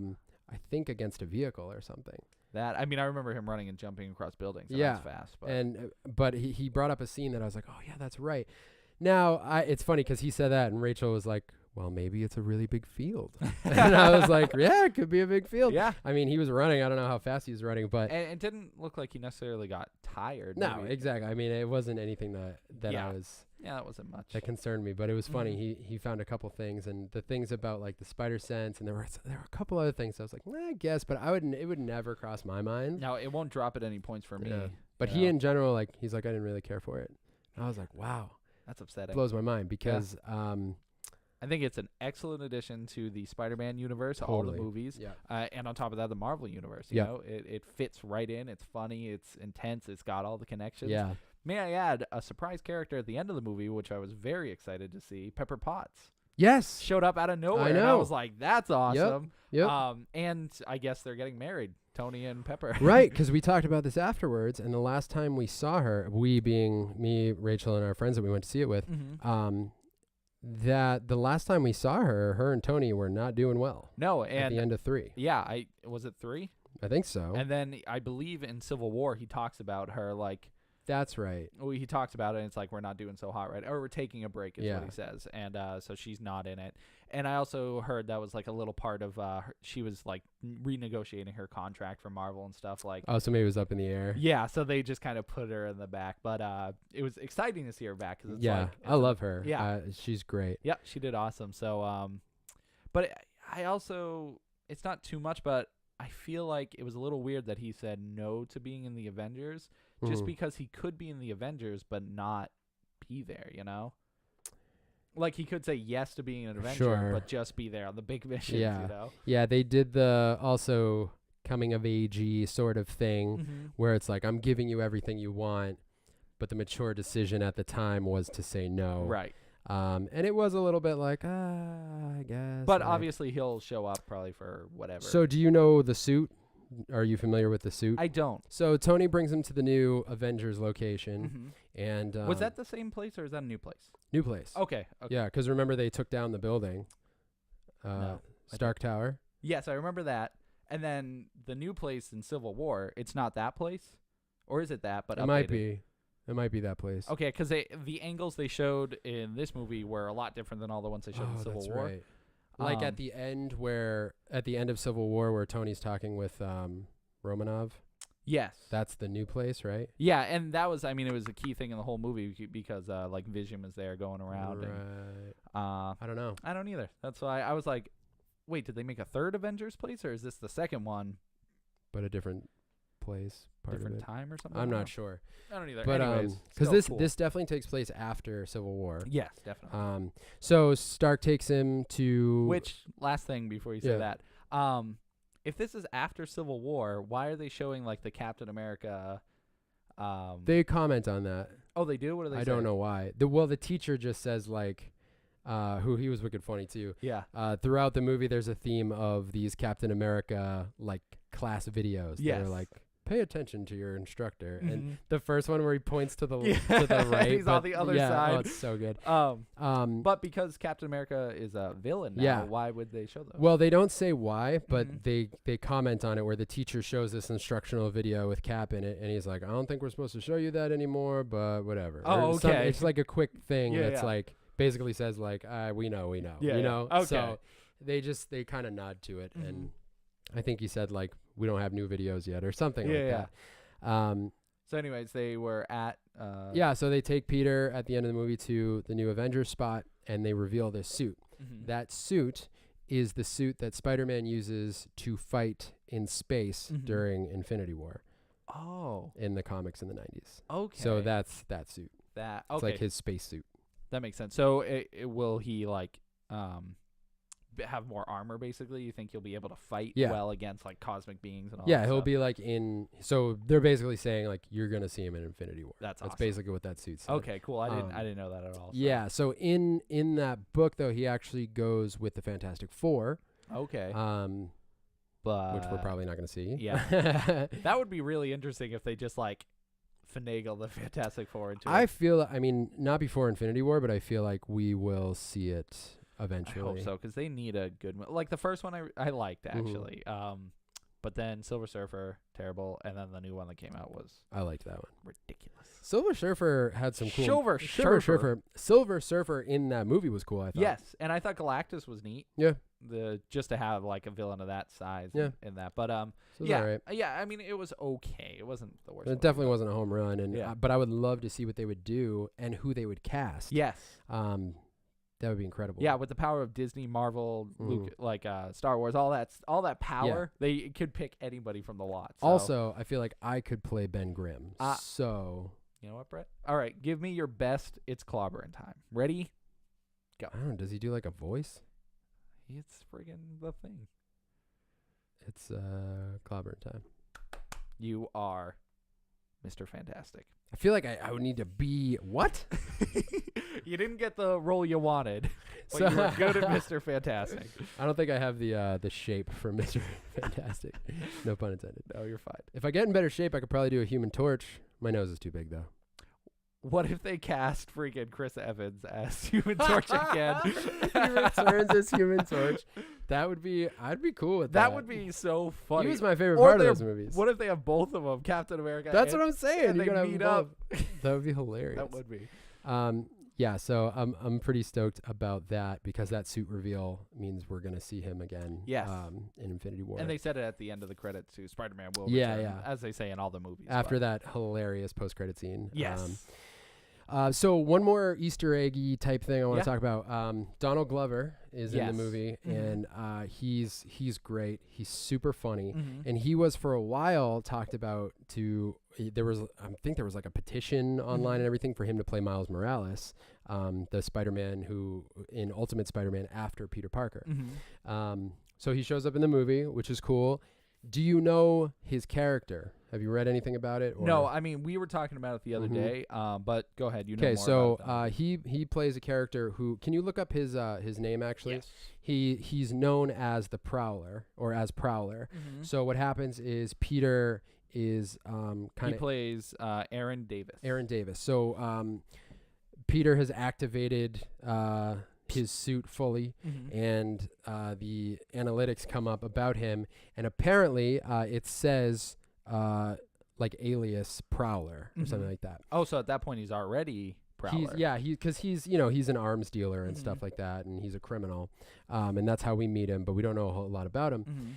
And during an absolutely hilarious scene where Spider-Man goes to intimidate him in a garage, and did you feel like that was a nod to Arrow?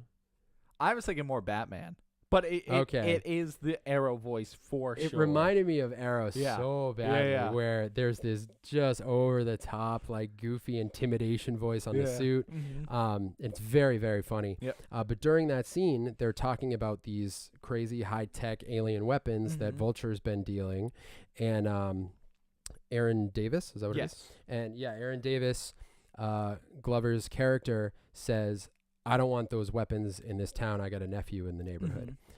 In the comics, the way that Miles Morales becomes Spider-Man is Aaron Davis, his uncle, steals a spider, Mhm. and that spider ends up biting Miles. The same spider that got Peter Parker? I don't know exactly Similar? Okay. that. So, but him saying, "I have a nephew in the neighborhood," that's Miles Morales. Mhm. That's what that nod is. So I wonder how old he is at this point. I don't know. But the interesting thing is that's a straight nod to Miles. Mhm.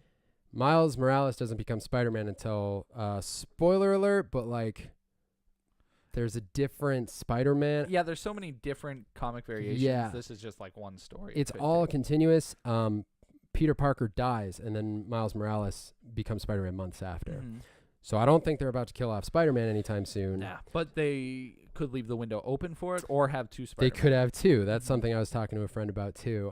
But it was a really, really cool little thing in there because there's been a lot of talk about seeing Miles Morales in the movies. Yep. So there was talk about Glover playing him, but it Mhm. doesn't look like that's going to happen. They could. Um, It would be weird, but I think he voiced him in Ultimate Spider-Man in the game, cartoon. in the cartoon. I want to say, did they have Miles in the cartoon? He's voiced him in Yeah, I a think Spider-Man. because they've had the. I haven't watched the cartoon, but I'm pretty sure they had Spider-Verse and it had like Spider-Gwen Okay. and all the different Spider-Men. Yeah, so yeah.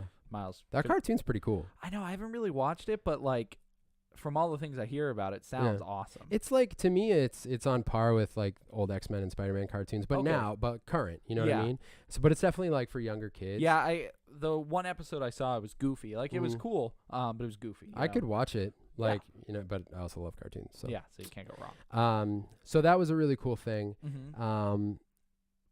And I guess that covers all the really important stuff. Yeah, I mean, we talked about the action, the actors, everyone nailed it. I didn't Mhm. feel. Cast is great. Yep. Whole cast is awesome. The movie, tone-wise and everything, it does not slow down. Mhm. There are moments of sheer intensity, like intimidation.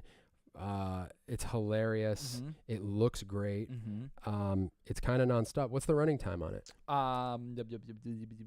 2 hours and 13 minutes, Which, yeah, I know. I felt like it was a lot longer, but not in this case, not in a bad way. Yeah. Like a lot happens. Yeah, a lot happens, and that's exactly it. You know, it's it feels like a full movie. Yeah.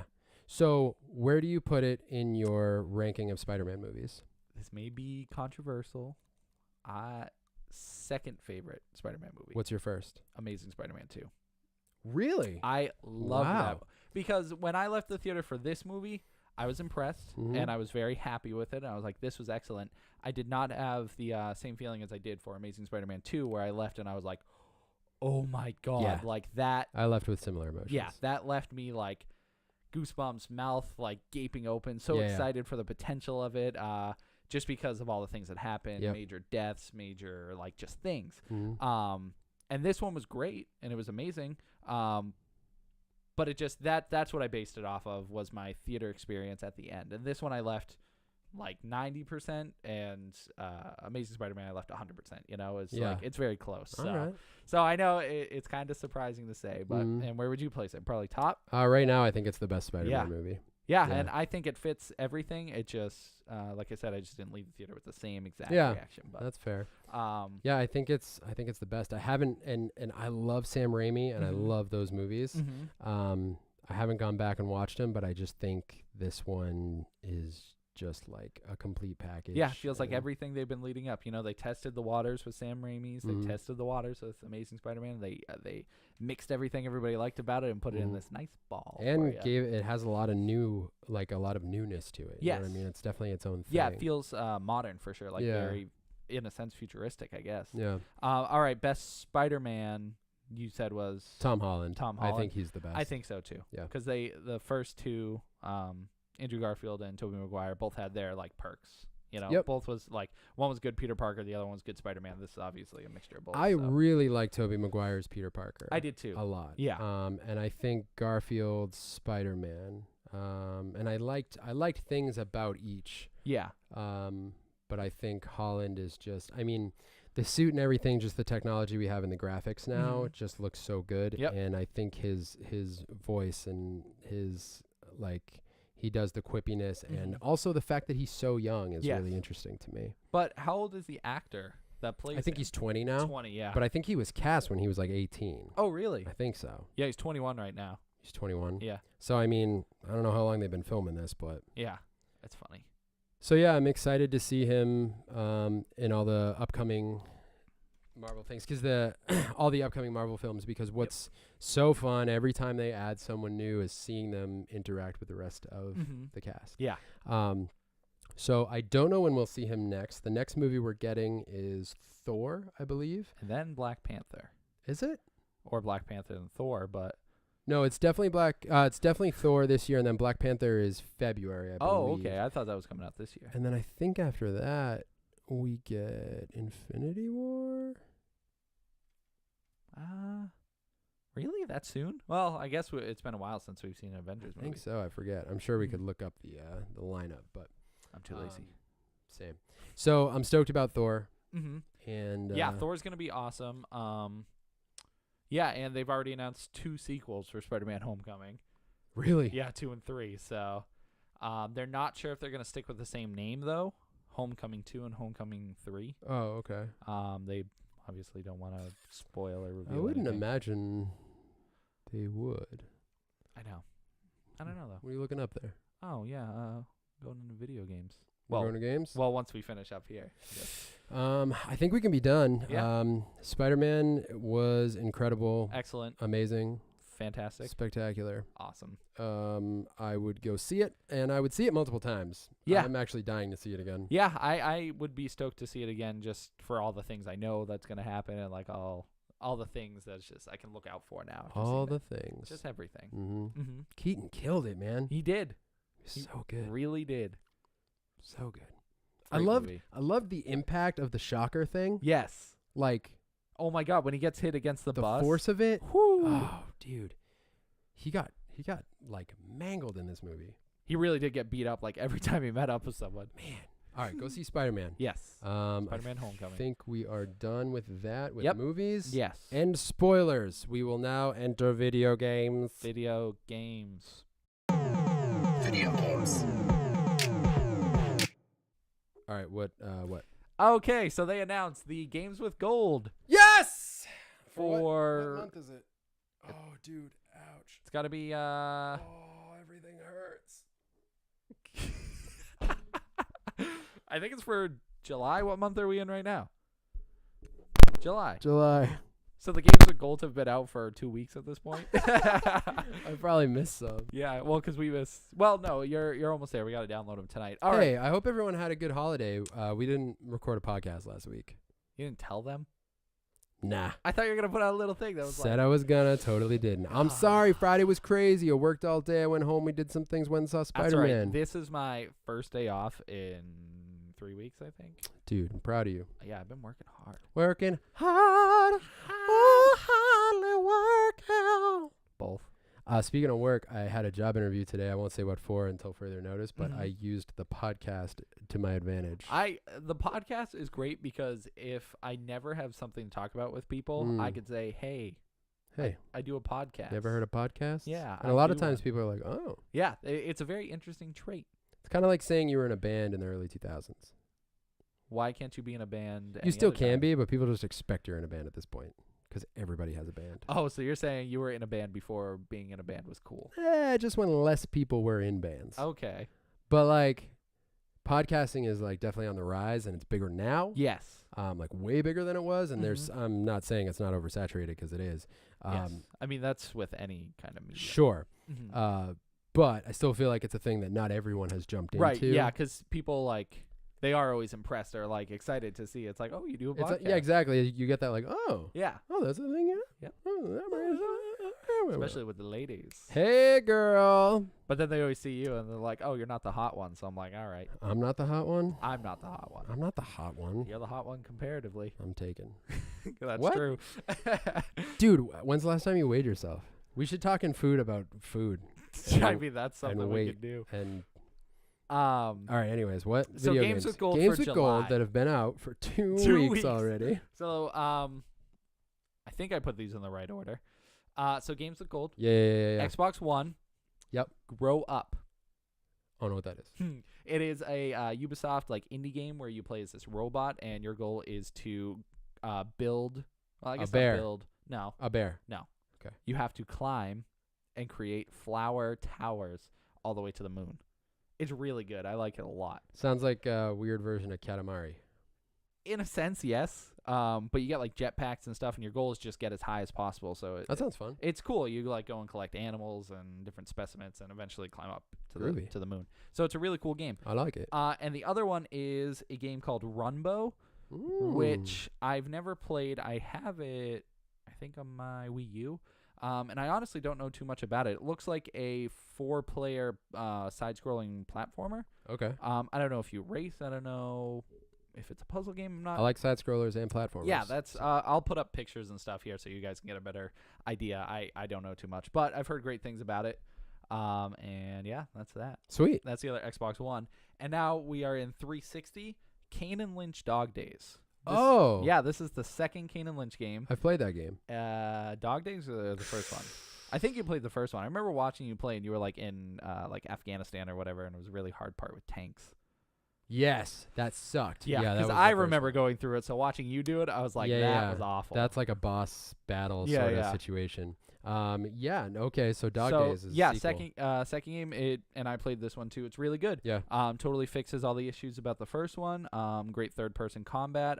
It does some cool, like, if you play it co-op, there's separated scenes. Okay. So like there's a scene where one of you is like in a jail cell and the other one's breaking you out of jail. Oh, so you have to like work your way to meeting up, and then you guys. So it has some really cool like inventive co-op situations. I like that. So that's cool, and that also means backwards compatible, so it's on Xbox One. Nice. And the other one, Lego Pirates of the Caribbean. Interesting. Yeah, that I believe it is just the first 3 movies remade in Lego form. Sweet. And this is like one of the few Lego games I haven't played, so I'm excited myself. Oh, perfect. Because I haven't played it, but I've played through none of them. Oh, that's a shame. I've never been interested, but I've always heard amazing things. Oh, they're all good. It's crazy. Everyone says they're so good. Yeah, they there's a new one, Lego Marvel Superheroes 2. Okay. Looks really cool. Really? Yeah, it's going with its own story and everything. Really cool. Anyways, so yeah, that's those games. That's exciting. And they also announced the PlayStation Plus games. Oh yeah, what do you got? Awesome first game, Until Dawn. Nice. So that's finally available. We still gotta play that freaking game. I know, it tortures me. And the other one for PS4 is Game of Thrones, a Telltale game. Ah, yes. So it's episodes 1 through, I don't know if I'd have 4 or 5, but it's all the episodes, which is great. It's a really good Telltale game. If you like Game of Thrones, that's right up the alley. I played chapter 1, and it was intense. Pretty intense. Yeah. So now that full series is available, at least on PlayStation.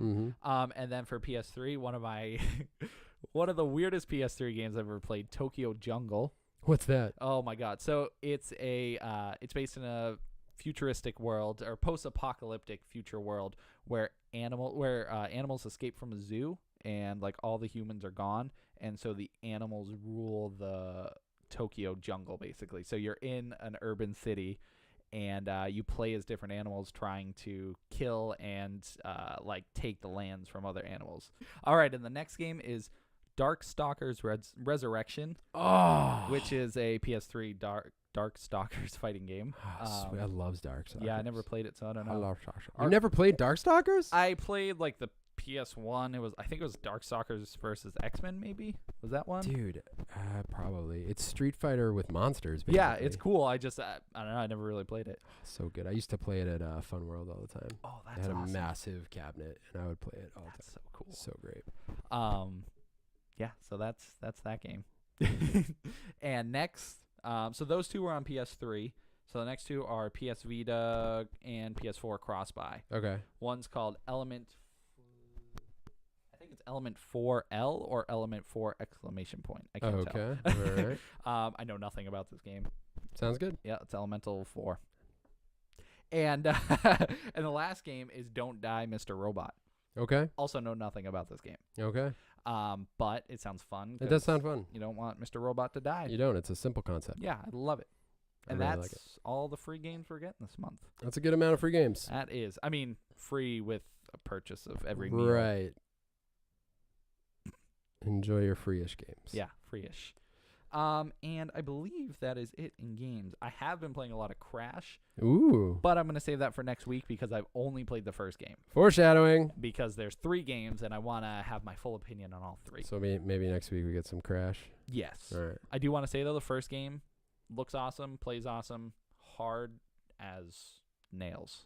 Ooh. Makes me want to punch Salem across the room. Salem's a cat. You should see what I did to my controller, actually. I'll just Just show from you. playing Crash Bandicoot? Crash Budokan. What'd you do? I'll grab it for you.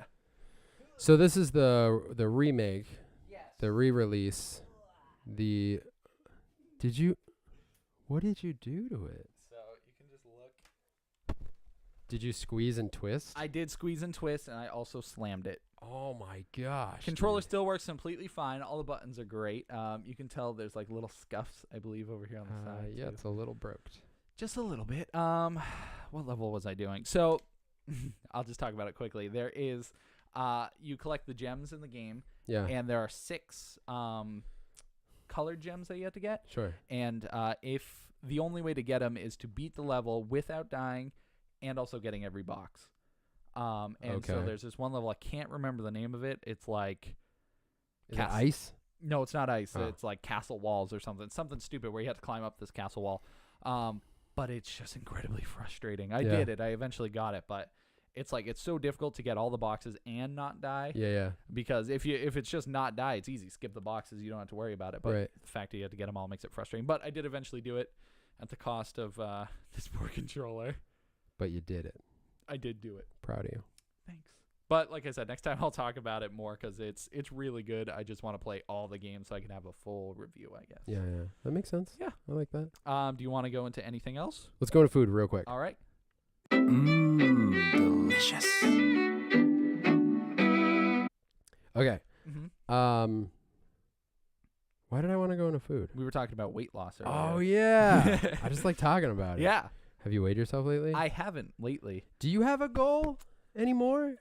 Well, I keep telling myself because when I weigh myself, and I've talked about it before, I've been stuck between like 2, Lowest I've seen myself is 237. Yeah. Biggest I've seen myself is 248. Okay. And I've been stuck in Like between in this. Yeah, it's just like Yeah. every day, like if I weigh myself, I haven't done it in a little while just because it's been same thing, fluctuate. I've been going up, been going down, so I'm like, it's not even worth it at this point. But that's because I'm not trying, which makes a big issue. But I do want to start trying again because I think, I got my body into that way where it can easily lose weight if I just obviously stick with it, So that being said, no, I don't know what I weigh right now. I hope I'm not higher than 248. I don't know what I weigh either because I've been on a scale fast. A scale fast. So what is a scale fast? So David and I, my good friend David, with whom I live. Yes. We decided we both have like certain weight goal that's like our next goal that we're trying to hit. So we typically weigh ourselves like every single day. It's just like it became habit. Yeah. Started doing it. So we decided to go 2 weeks not weighing ourselves so we don't get like discouraged or think one way or the other. Yeah. So we have 2 more days and then it'll be the first time in 2 weeks that we've like weighed ourselves. So we each gave ourselves like certain like carb limits per day and how many times we wanted to work out each week and stuff like that. But you've been sticking with it. You haven't been like mostly, yeah. The only curveball for me was I went to a wedding the other day. Oh, okay. And the only food options really were like pretty like way more carbs than I usually eat lately. But I mean, you should be able to take a day. Like, oh yeah. It wasn't a big deal. That was just the only curveball. Yeah. So, but other did you than have that, some wedding cake? I did. It was amazing. Wedding cake is like dude. The highest This cake tier of was like so boss. What kind of cake? Okay, I don't know exactly even what kind of cake it was, other than it had strawberry in the middle. But it was like vanilla cake with strawberry in the middle, and then the frosting was like a slice of heaven. I can't even. It was like, it wasn't like fondant because I don't like fondant. Yeah, that doesn't taste good. Yeah, it's generally pretty rough. But it was like a thick, creamy. Like you could pick it up as its own like and thing. it wouldn't like squish or anything. Yeah. But it was so good. Whew, I just want to go to weddings just to eat the cake. Is that bad? Nope. Like I don't care who's getting married. I'm like, congratulations. Let me just. We should just order a wedding cake and just eat it. Yeah, why don't we do that? I don't know. It's probably a little expensive. So expensive. That's might why be worth it though. It might be. You get enough people to go in on it and Yeah. share a nice hearty wedding cake. Yeah. I know we got to go live. What was your last fatter day? Oh, what was my last fatter day? Oh my God, it was hold on, I gotta look up the picture because I don't. So Tim does these fatter day posts once a week, and have you been sticking to every week? Yeah, I haven't skipped a week yet. So this this was number 12 that I did. Wow, so you've been going strong. So he freaking thing. He puts up these ridiculous meals that he puts together. Now, do you typically clear the plate when you make these? What do you mean? You eat it all? It's at this point I've been keeping track, and it's been 8 I haven't finished and 4 that I have. Did you finish this one? Yes, I did finish that one. All right, so this one. That one was miserable after. It's a sandwich of sorts. Yes. With chicken, meatballs, turkey, cheese, bacon, buffalo, ranch, lettuce, and filled and surrounded by Doritos. Yes, these are the new heat wave Doritos, which are barbecue first and then become spicy after. Interesting. Yeah, I'll post a picture in the vodcast, but yeah, it's funny because I like, it's just such a weird thing to like just be like, all right, it's fatter day. What am I making today? And I always just find what I can in the house and just make something with it. Next week I have a plan though. The kids are coming over. I'm watching them, so I'm gonna do a kids fatter day. And I'm just going to make, your kids are going to be 500 pounds heavier. I'm sorry, but I'm just going to make all the kids' foods, mac and cheese, popcorn, chicken nuggets, hot dogs, French fries, and just put it on, the island that I always take the picture on. My goal is to fill it up and just have like a bowl, a plate of everything. I'll make ramen. And I'll see what the kids want, obviously. I'll ask them. Maybe we'll order a pizza. Like, I just want to And then you're going to put it all together? Yeah. I'll just have, like, instead of making it one big mesh, it'll just be all the food together. Like, it'll just be buffet style. Yeah. So that's my plan. Interesting. So your kids, once again, I apologize for them being sick for the next They're month. probably just going to take a 24-hour nap. Oh, yeah. I think they'll, like, have one of everything or not, like, half of it and be like, I just want the mac and cheese. That could be. Good enough. Good enough. So, but yeah, it's always exciting. I like to see what my brain's like, what do you want to make today? And it's so difficult to get the tall ones to work. Nana just told me the other day, which shout out to you. Thanks for telling me this. Pasta. If you put pasta, like just angel hair pasta, it's perfect. What do you mean? Like through everything? Yeah, because it's it'll just keep it standing up. You know, generally people do toothpicks and stuff. Yeah. But the pasta works perfectly because you can pull it out easy. It's like it slides in easy. Like it's something I never thought of. It's like not a straw or anything, but right. So it's cool. Cool That's secret a trick good to idea. keep towers going. I like that for all you food tower constructors out there. Yeah, for all you future fatter days, which I keep trying to get people to do a fatter day post. No one does it. Whatever. I should do one because I eat a lot of fat. Yeah, dude, you could do keto fatter day or fatter day keto style. So much fat. That's what I'm saying. I eat butter like every day. Yeah, actually, fatter day works perfect for you. That's what I'm saying. You could make like fried butter. Have you ever fried butter? I know it's in a possible, pan, but it just melts, right? Yeah. You must have to freeze it before. I don't know how it works. It's like fried ice cream. You know, you have to cover it in something. Oh, dude, I would love that. Oh, that sounds good. I've only had that a few times. Anyways, we got to go live. All right, so we're going live. see you then. Been here the whole time, going live. Listen to me rap. That's no jive. No, I'm not the rapper. That's why I'm Ever heard of Zizix Road? I can't say I have. Who's in it? Is it Senor Zizix? Katherine Heigl, actually. Really? Look at her. She's really young. Yeah, she's like 4 years old. Hi, I'm 4 years old. I'm 4 years old. Tom Oh. Sizemore.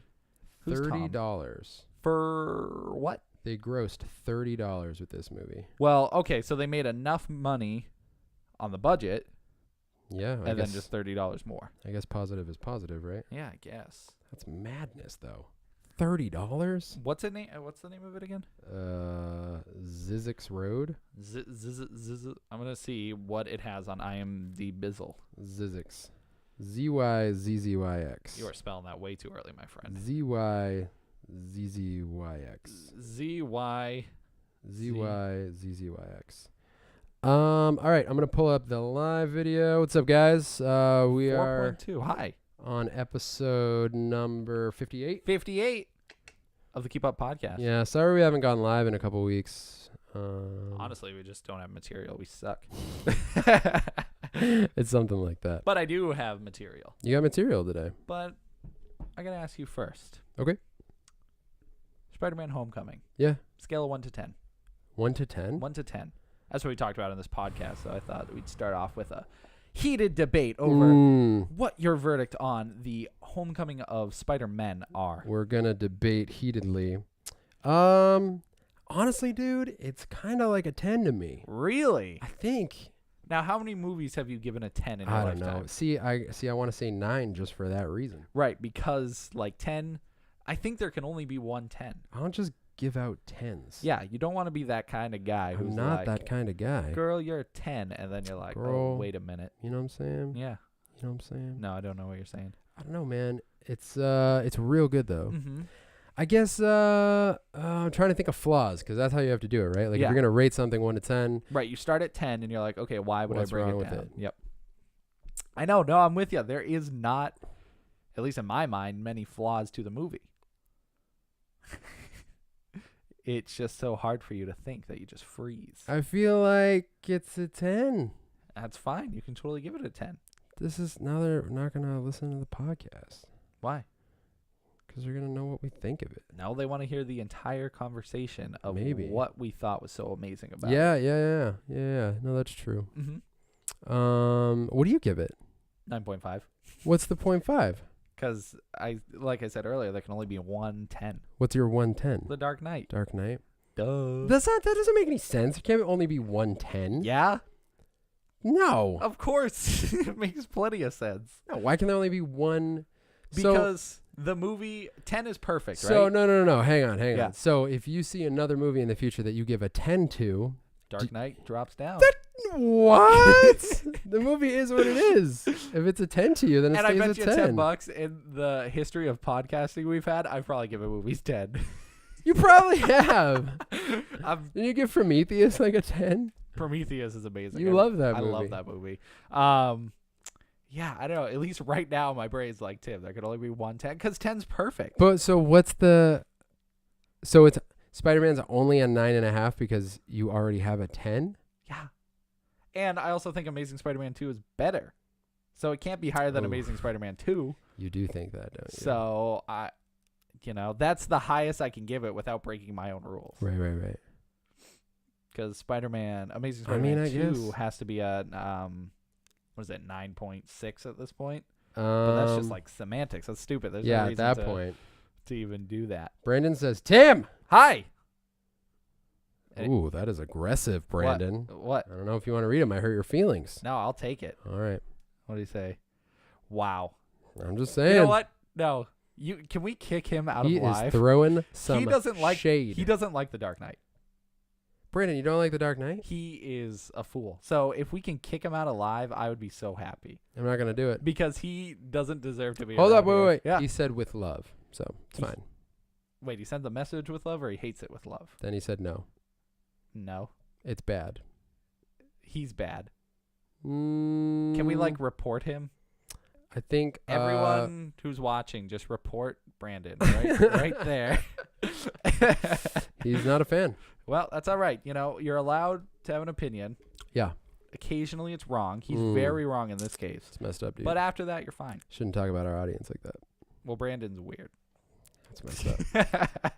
No, as you said, with love in every stitch. Oh. So I have a question for you. Yeah, what?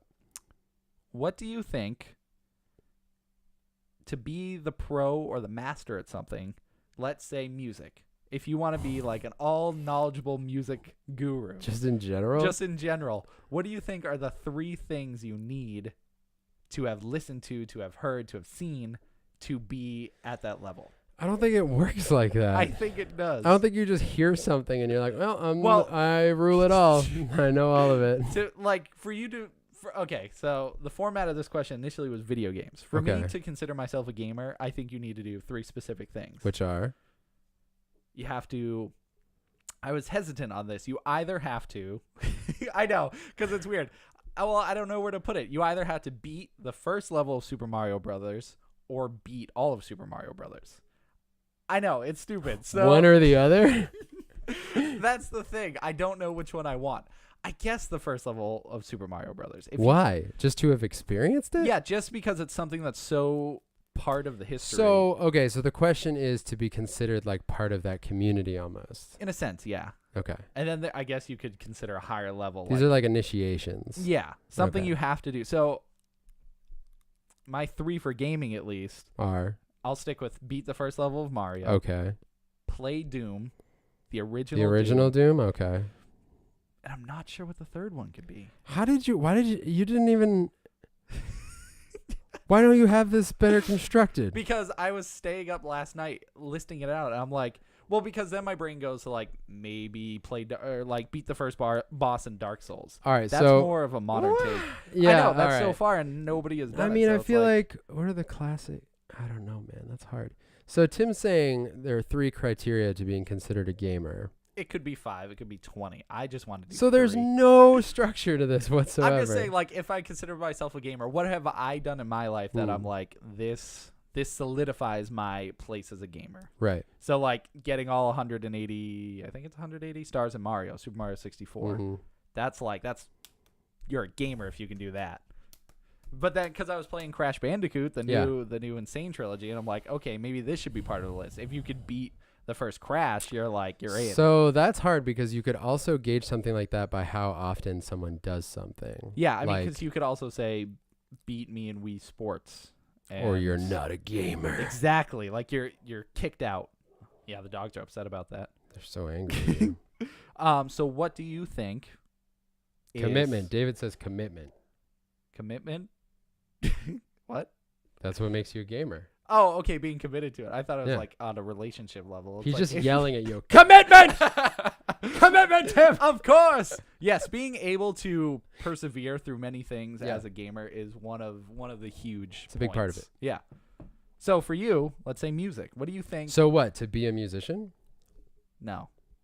To be a guru of music. That is not the question, though. Well, because to be a musician, it's like you have to learn how to play this instrument, listen to the Beatles, and... Listen to the Beatles. Well, I don't know. I'm not a music guy. But it's like, I don't think that's if criteria. you could play a guitar... Some people would say that's criteria. Yeah.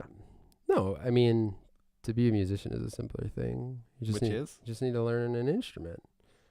And? You'd have 3. Well, imagine you have to want to do it. So to Mhm. be a musician, I mean, I don't get to define that.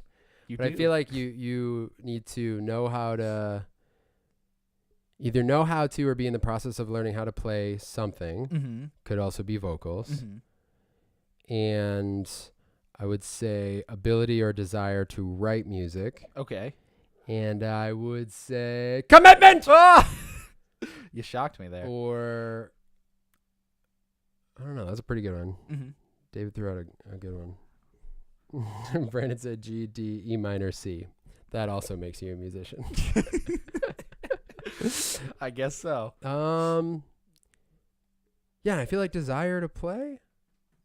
So, the ability to play,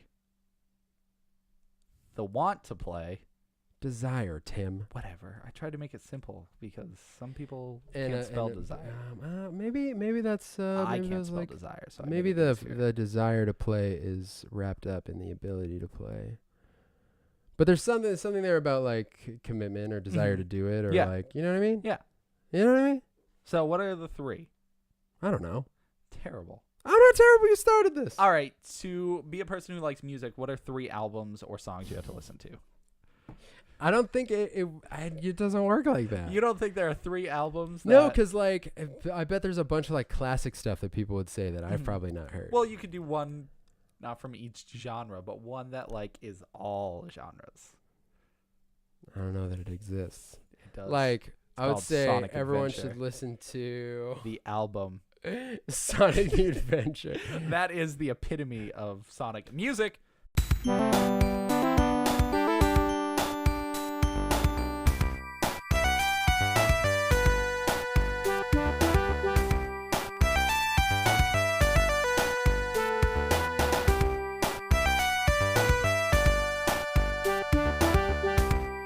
Sonic Adventure. I said Sonic the Adventure. Everyone should listen to Queen and Michael Jackson. There you go. But you missed one. Sonic Adventure, that makes sense. Those are the 3 essential albums. Yes. To define yourself as an American music guru, Yeah.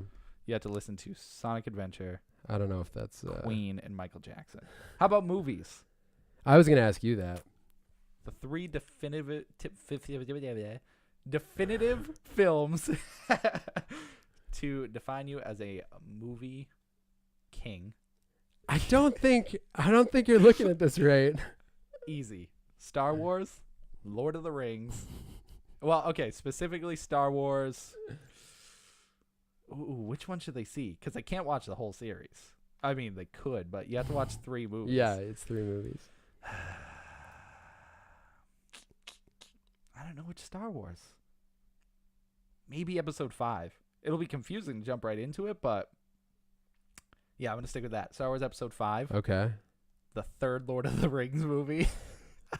And Godfather. I mean, those are all movies. And notice how I didn't put Dark Knight anywhere in there.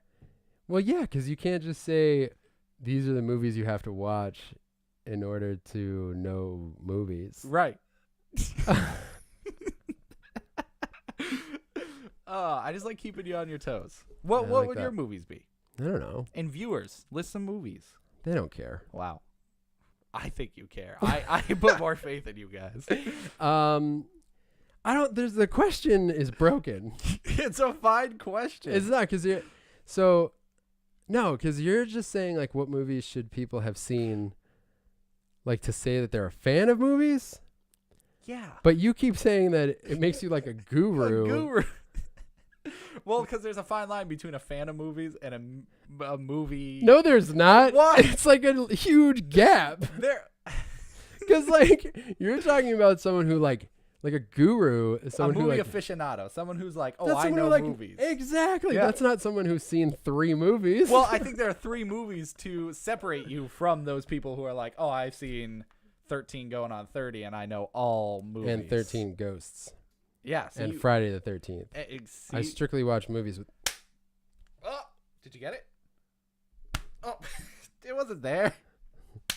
Oh, your sunbird. Oh, it's Did you gone. get it? Okay. Yeah, it's gone. Okay. So 13 Ghosts is classic. The 3 movies that everyone should see: Yes. Friday the 13th, 13 Ghosts, And 13 going on 30. In that order? That is a weird trilogy of movies. That's the trilogy. That is, I mean, it's right up there with Lord of the Rings and Star Wars, you know? It's like if you watch them in order, you're like, I get this. I don't know what that means. You don't. So clearly Jason Yeah. ends up becoming a ghost in 13 Ghosts. Okay. And then the girl that survives at the end of 13 Ghosts becomes 13 going on 30 girl. And that's that trilogy. Wow. I'm just saying. We should do like an ultimate cut Yeah. of that. Yeah. You know? But what if it starts with 13 going on 30? This And just, And then the girl becomes Jason's mom. oh. If we're watching the first Friday the 13th. Right. And then when she dies, she becomes the 13th ghost. You just spitting out a bunch of spoilers right now? I mean, if you haven't seen those movies, clearly you shouldn't be listening to this podcast. Why does that cat look so stupid? Oscar, come here. He had no interest. He looks so dumb. What do we got for comments? Some. I'm here, you're back. Thanks, Nate. My back is here too. I'm here. I don't understand what that means. We're back from the dead. Oh, yeah, we're back. All right, David says, number 1, Evil Dead. Okay. It's hard because it's like, there's so many different genres, so how do you say these are the movies you must see? I will say, too, I've never seen Godfather. Guys, help me here. You haven't seen any of them? Mm-mm. That's a shame. Those are real good. Yeah, we got a lot of people hanging out. Hey, thanks for hanging out. What are they hanging out on? Tremors TV show? Is that a thing? Yeah. Oh, you didn't hear about that? No. Kevin Bacon's coming back, and it's going to be on Sci-Fi, of course. David said number 2, any Marvel movie. Kevin Bacon's coming back? Yes, he is. And I believe he's producing it. For Tremors TV show? And oh, I wonder if Jesse knows about this. I don't know. Is Jesse in here yet? Is he a Tremor fan? Number 3, Gladiator. Oh, dude, Jesse is a Tremors fan. Gladiator's good. Any Marvel movie, I think you have to be more specific. I don't know. He said any. I mean, I guess you could see any. Well, except for Thor: The Dark World. Just Ian says, I just tuned in, so I'm not aware of the inquiry. I'm not really sure, man. Tim, like, presented this wonky question that I don't really understand. What are the 3 things All that right, define this is you what as a he- movie aficionado? Yeah, no. He said, what are the 3 movies you have to see to be considered a film aficionado? Yes.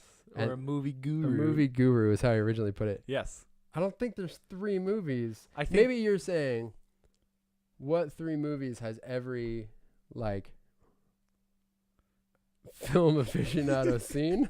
it's something that you can't be considered a film aficionado until you've seen these 3 Without films. having seen it. Nick says Catwoman. Of course. No, that's a flawless one. Brandon, Green Lantern. Honestly, These are good. the question's starting to make more I mean, sense all to we me. need is Transformers, and I'm sold. Christian says Star Wars trilogy. Can you throw in a series? You can, but you would be wasting all your movies. I mean, is it a waste? No. Tim just called the Star Wars trilogy No. a waste. I want you all to just take that in for a minute. But if you watch that trilogy, it leaves no room for anything else. Your idea of movies at that point would be space. So you got to give. Okay, here's the question. You can only show someone one Star Wars movie. Which one do you show them? Episode 5. 5? 5. Or, to be controversial, Revenge of the Sith. I like that one a lot. That's That episode is 3. very controversial. So they've seen no other Star Wars movies. You're just gonna show them Revenge of the Sith. That's the best one, and everyone knows it. Now, the only reason I say that is because that was the first one that I was old enough to understand. Right. And that was like my first, in a sense, Star Wars movies. Like, I've seen the older ones, and, I So didn't wait, do you hold the prequels above the originals? not the prequels, just episode 3. Above the originals? I think so. I know. Ladies and gentlemen, I just really enjoy Anakin's descent. David says Empire Strikes Back. Yeah. Anakin's Descent. Yes, I That's the name of my metal band. that's pretty metal. Just kidding. It's Do you not. hate sand, though? Sand? It's a joke. Don't worry about it. Because they're using the sand. What? The sands of time, maybe. What did I say? Anakin's descent. I don't get the sand thing. No, it's a joke because he says he doesn't like sand in Attack of the Clones. Anyways, So that's what. Yeah. so I love that because it's a character that you've been following. You know his legacy, what he becomes, and it's amazing to see like him slowly get seduced by the dark side and become evil. And the Sure. fight between Anakin and Obi-Wan, to me, is like the best cinematic fight ever.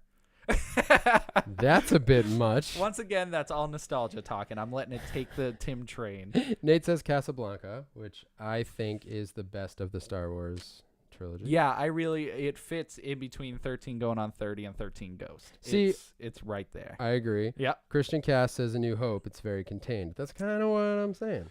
That's true because it does end in a sense that they weren't sure if another one was going to be made. So it is. I know, but yeah, it's still good. They're all good. We've lost fans because of your Star Wars claims. Hey, that's fine. I appreciate you guys being truthful. This is all about truth, and if you don't like my opinion, it's good. Wow. All right. There's some controversy going on. Brandon says, I feel you, Tim. Nick says your podcast has just lost any credibility. Only half of it, first of all. Yeah. Brett's still Christian, Christian says no, it hasn't. Okay, this is good. And now I know who I can really trust. You just read these last two. This is great. This is way more fun when people are here. So great. You turned them against me. Don't mind me scratching. Oh. No big deal. I'm peeling. That's just so gross. Remember sunburns? Those things are brutal. Have I told the story about the sunburn on my head? Oh, Tim has a story about sunburn on his head. So when I was younger, I got a really, really bad sunburn. I was probably maybe 9 or 10. It was gross. I don't remember it. Yeah, because you were dead. I know, it's a shame. But you came back. You know, that was after comic number 62. Brett comes back. So this is issue 22 of Tim's life. And so, anyways, my head was shaved, completely shaved. I wasn't bald, but it was like, the kid shave head situation. So I got the world's biggest sunburn on my head. And basically I started peeling after the sunburn went away. And basically what happened is I scalped myself. The entire rim of my head, the skin was peeling off, so I grabbed it and just started pulling, and I just went completely across. And it did come off in chunks, but there was a solid and dude. hair follicles were coming with it. It was it was like I scalped myself. It was horrifying. So then I ran obviously to my mother and started crying, and I was like, "That's it, I'm dead. This is how I die." I thought I had some crazy disease. I had no idea. But long story short, I recovered, and as you can tell, I have beautiful hair, so it's all good. There's nothing under it, though. Yes. His hair grows directly out of his skull. Yes, I'm like a Play-Doh thing. I missed an excellent suggestion for which Star Wars film to watch. Mm-hmm. Caravan of Courage and Ewok Adventure. See? No. Yeah. Yeah. What? Wait, what? What are those? I don't know what those are. I don't know. Nick, explain yourself. I don't know what you're talking about. I'm sure it's incredible. The fact that I haven't heard about it must make it 10 times better. Because clearly my tastes are terrible in Star Wars. So I mean, I don't see the good ones. Christian wants to know what's your favorite Sonic song ever. We talked about that on 50. I believe mine is It Doesn't Matter by Crush 40. In the first that's a song? I thought you were just that's what happened last time. Oh, really? Oh, terrible. Yes, the name of the song remember. is It Doesn't Matter. Yeah. And I believe yours is City Escape. I think so. Or Eggman. Yeah. No, you got it. Uh-huh. Are there any words in that song? There are words. Right, and then right, and then uh-huh. Right? Yeah, no, that's the song. Edward says Battle for Endor. Caravan of Courage is amazing. I don't know. Skyline from Sonic 2. No, Sky Zone. Sky Zone from Sonic 2. Oh, that is a good one. Which one's that? I could never do it. The only one that always comes directly to mind. It's freaking Marble Zone.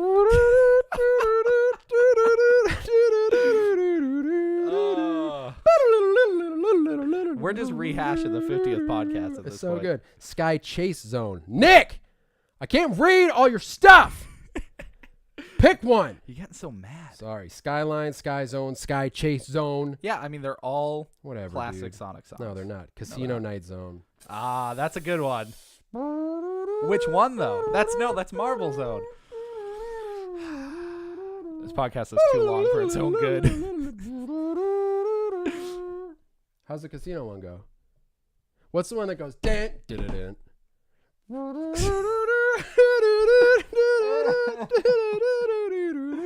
I literally can't think of another song because you're doing that. Remember the putties on Power Rangers?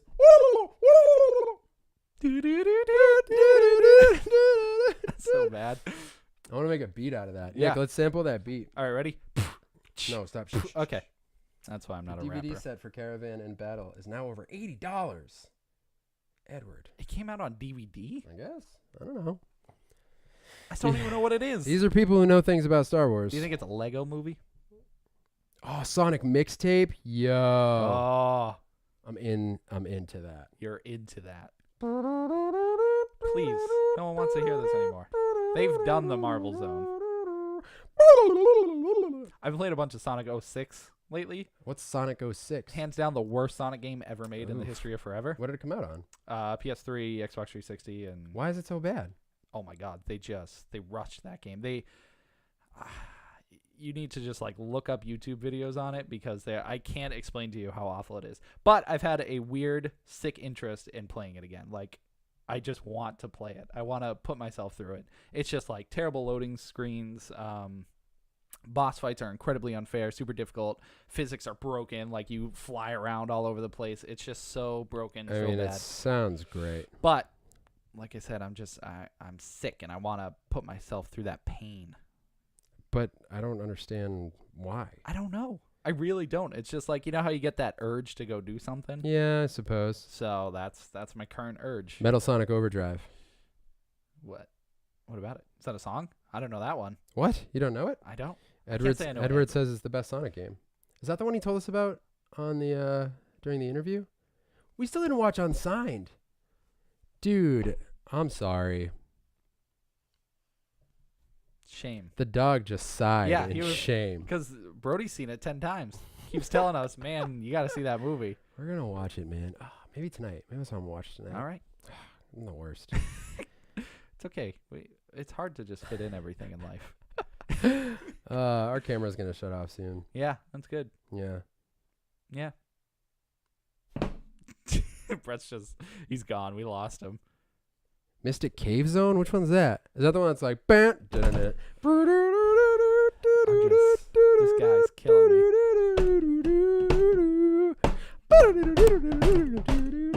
Yeah? I wonder how that sounds. Like audio-wise? Probably so bad this everywhere. This is just like destroying. So bad everywhere. Oh. Oh, yeah, that's the hack. With Kirby, Metal Sonic, and Mario. Yes, I've been looking into a lot of Sonic hack games on PC because I just got one. Let me see. More marbles, though, please. So good. No, it's so good. It's great. But anyways, yeah, there's... I'm leaving. I'm going to leave you with End Babel this time. Can we play it? I'm going to find it. Okay. Find it on yours. We're going to get taken down. Christian, I can't stop. It's so good. Please stop. Earbuds. What, does it hurt? In your earbuds? Is it painful? I'm sorry. Dude, my phone's doing that thing again. What's it doing? So Tim's phone sucks. I guess it does. That's what we decided on Yeah. this. Your ears are bleeding? Oh, is it the pounding on the table? I bet so. I probably hurt his ears when I did that. Wow, that's so mean. I'm sorry, man. Also, if you guys want to suggest something for us to watch, listen to, talk about either next live or next podcast or whatever, do it now since everyone's here. Yeah. I have a lot of things lined up, but I will put whatever people suggest first because I'm looking for stuff. Right now I'm watching Stranger Things. I've heard of it. And Castlevania is like, oh, snap. It's I on didn't the watch cusp. that yet. It's like, Tim, watch me. I'm like, I will. Tim, watch me. I will. And I'm going to watch it. You're going to watch it? Yeah. You should. For Tim, sure. watch me. I will. And then we start going on rap. You're always rapping, dude. You never stop. That's what they call me. Tim the Rap. Nobody calls you that. Remember Parappa the Rapper? Parappa the Rapper. Yeah, I Yeah. played that recently, actually. Sucks. It's stuck in my head. This is what happens. It's really not easy to be around me a lot because stuff will get stuck in my brain. Yeah? Is that what happens? That is what happens. And then I say it a lot. Look, my wife's in here. She'll tell you it's real. I do that. I just... I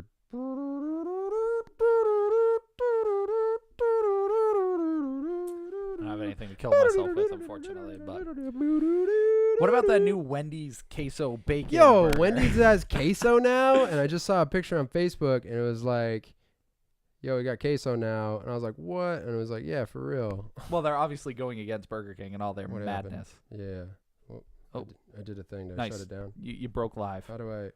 Whoops. Oh, good. And we're good. We're good to go. All right, word. Mhm. What are we talking about? Oh, Queso, yeah. You yeah. can get a bacon queso burger at Wendy's. Yeah. I'm trying to get one of those tomorrow. Tomato. What if it's not one of those things that's like local, though? They're like, Wendy's has done this, but nowhere near you. Oh, that's stupid. What was that thing we saw? Remember the Whopperito? Whopperito, yeah. I got that one, came though. that came to us. It was gross. Wasn't there Whopper sushi? Oh, what? Maybe I'm crazy. I hope that's not real. No, they did the hot dogs, and we thought that was weird, and then we ate them. Yeah. They were just whatever. They were the like, mac and Cheetos, though. yeah, that was legit. Those But the hot dogs, they just like went to Market Basket and got hot dogs and put stuff on then them. they called it their own. It's Oh. ridiculous. Mm-hmm. Yeah, so Wendy's is a place. Yeah. Oh, Oh. camera shut down. Yeah, it's fine. Well, I guess that's the sign. should we wrap it up? Yep. A Anybody saying any last nuggets of info? few things here. I got a Yeah. couple people talking about how you said you were going to play a Pokemon game. Yes, I played Pokemon Sun, and it's great.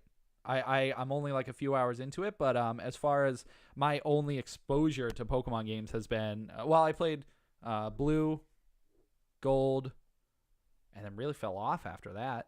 And then I came back and played Black, which was really cool. And then this one. This is the most recent one. But it does a great job of giving the older fans something they need because it has all the older Pokemon, but then a bunch of newer Pokemon all over the place. I think there's like 700 or something in it, maybe a little bit more. Yeah. But it's cool. I'm having a great time. It totally. I need to play it more. I'm only, like I said, like 5 hours. I just got off the first island, and but I'm excited to get into it more. That's very shallow and pedantic. Thanks. So just to recap, Mm-hmm. Tim thinks Revenge of the Sith is the greatest Star Wars film ever made, and he hates the new Spider-Man movie. Yeah, that's really, you nailed it. You really nailed it. That hurts. Well, Anybody say anything else? I know you said a few things, but all you brought up was here. Pokemon and maybe. Well, like I'm a saying fool. that's what it said. Dan Prue wants to be on the podcast. Cool. Cool. We can probably do that. Yeah. Yeah, we're trying to have more guests. I know we anyway. should have more guests regularly. Yeah, I know. We did the last couple with Rachel. Yep. Which were pretty great. Mhm. Did you listen to the last one yet? I didn't. No, the last one's awesome. Of course it is. I mean, That sounded sure of us, but Tim's very sure of us. I am. The only way we're going to be good is if we're confident in ourselves. And if I'm confident here and not confident anywhere else, then Is this on my Facebook page? Yeah. That's why you have all your friends looking at it. Because I don't have any friends. I got Brandon and Nate. Thanks, guys, for being here, being my friends. Olivia was in here too. Oh, cool. Everyone and your mother. All right, we're fading out now. Okay, we're fading. Episode number 58 in its entirety will be up on our podcast feed on Friday. Mm-hmm. Search the Keep Up Podcast on iTunes. Yep. And you can leave us a review if you're interested. Should we say what the podcast is going to be, what it is about? No. I was thinking that. This podcast, the one we just did. Yeah. Because I could edit this part of live out of the recorded one. Yes. Look, we're doing it live. What do you think? Yeah, Let's do it live. So, yeah, I think we can give them a base of what this podcast was about, which we should actually do at the beginning because then that could spark conversation because it's already fresh in our head. True. So what did we talk about? True. That's the real question. We talked about the iPhone 7 Plus. Yes. We talked about the trailer for Jumanji Jungle Party or whatever. Welcome to the jungle. I thought it was a good trailer. Spoiler for the podcast. Yeah, you just got to tell them what we talk about. You know? But I guess that's a little teaser. Sorry, I said it like that. So, yeah, we talked about the new Jumanji trailer. Yep. We talked about Spider-Man Transformers. Oh. Yeah, so That's there's all I can say about that. Spider-Man Homecoming. And then talked about some food and weight loss stuff. Yeah, Games with Gold we talked about. Oh, yeah, Games with Gold and the PlayStation Plus games. Yep. Yep. So that'll be up Friday. Yes. I guess we're going to roll out. We're gonna roll out. Nick says, Tim, you're the worst. Thanks. Brandon says, I will stab you with the broken shards of my heart. Thanks. Rachel says, everyone listen to the Wonder Woman podcast. I agree. Thanks. Go back and listen to the Wonder Woman podcast, episodes number 56 and 57. I know, it was almost like a two-parter in a sense. Yeah, it kind of was. 57 is my fave. Ever? Or out of the two? Out of the two.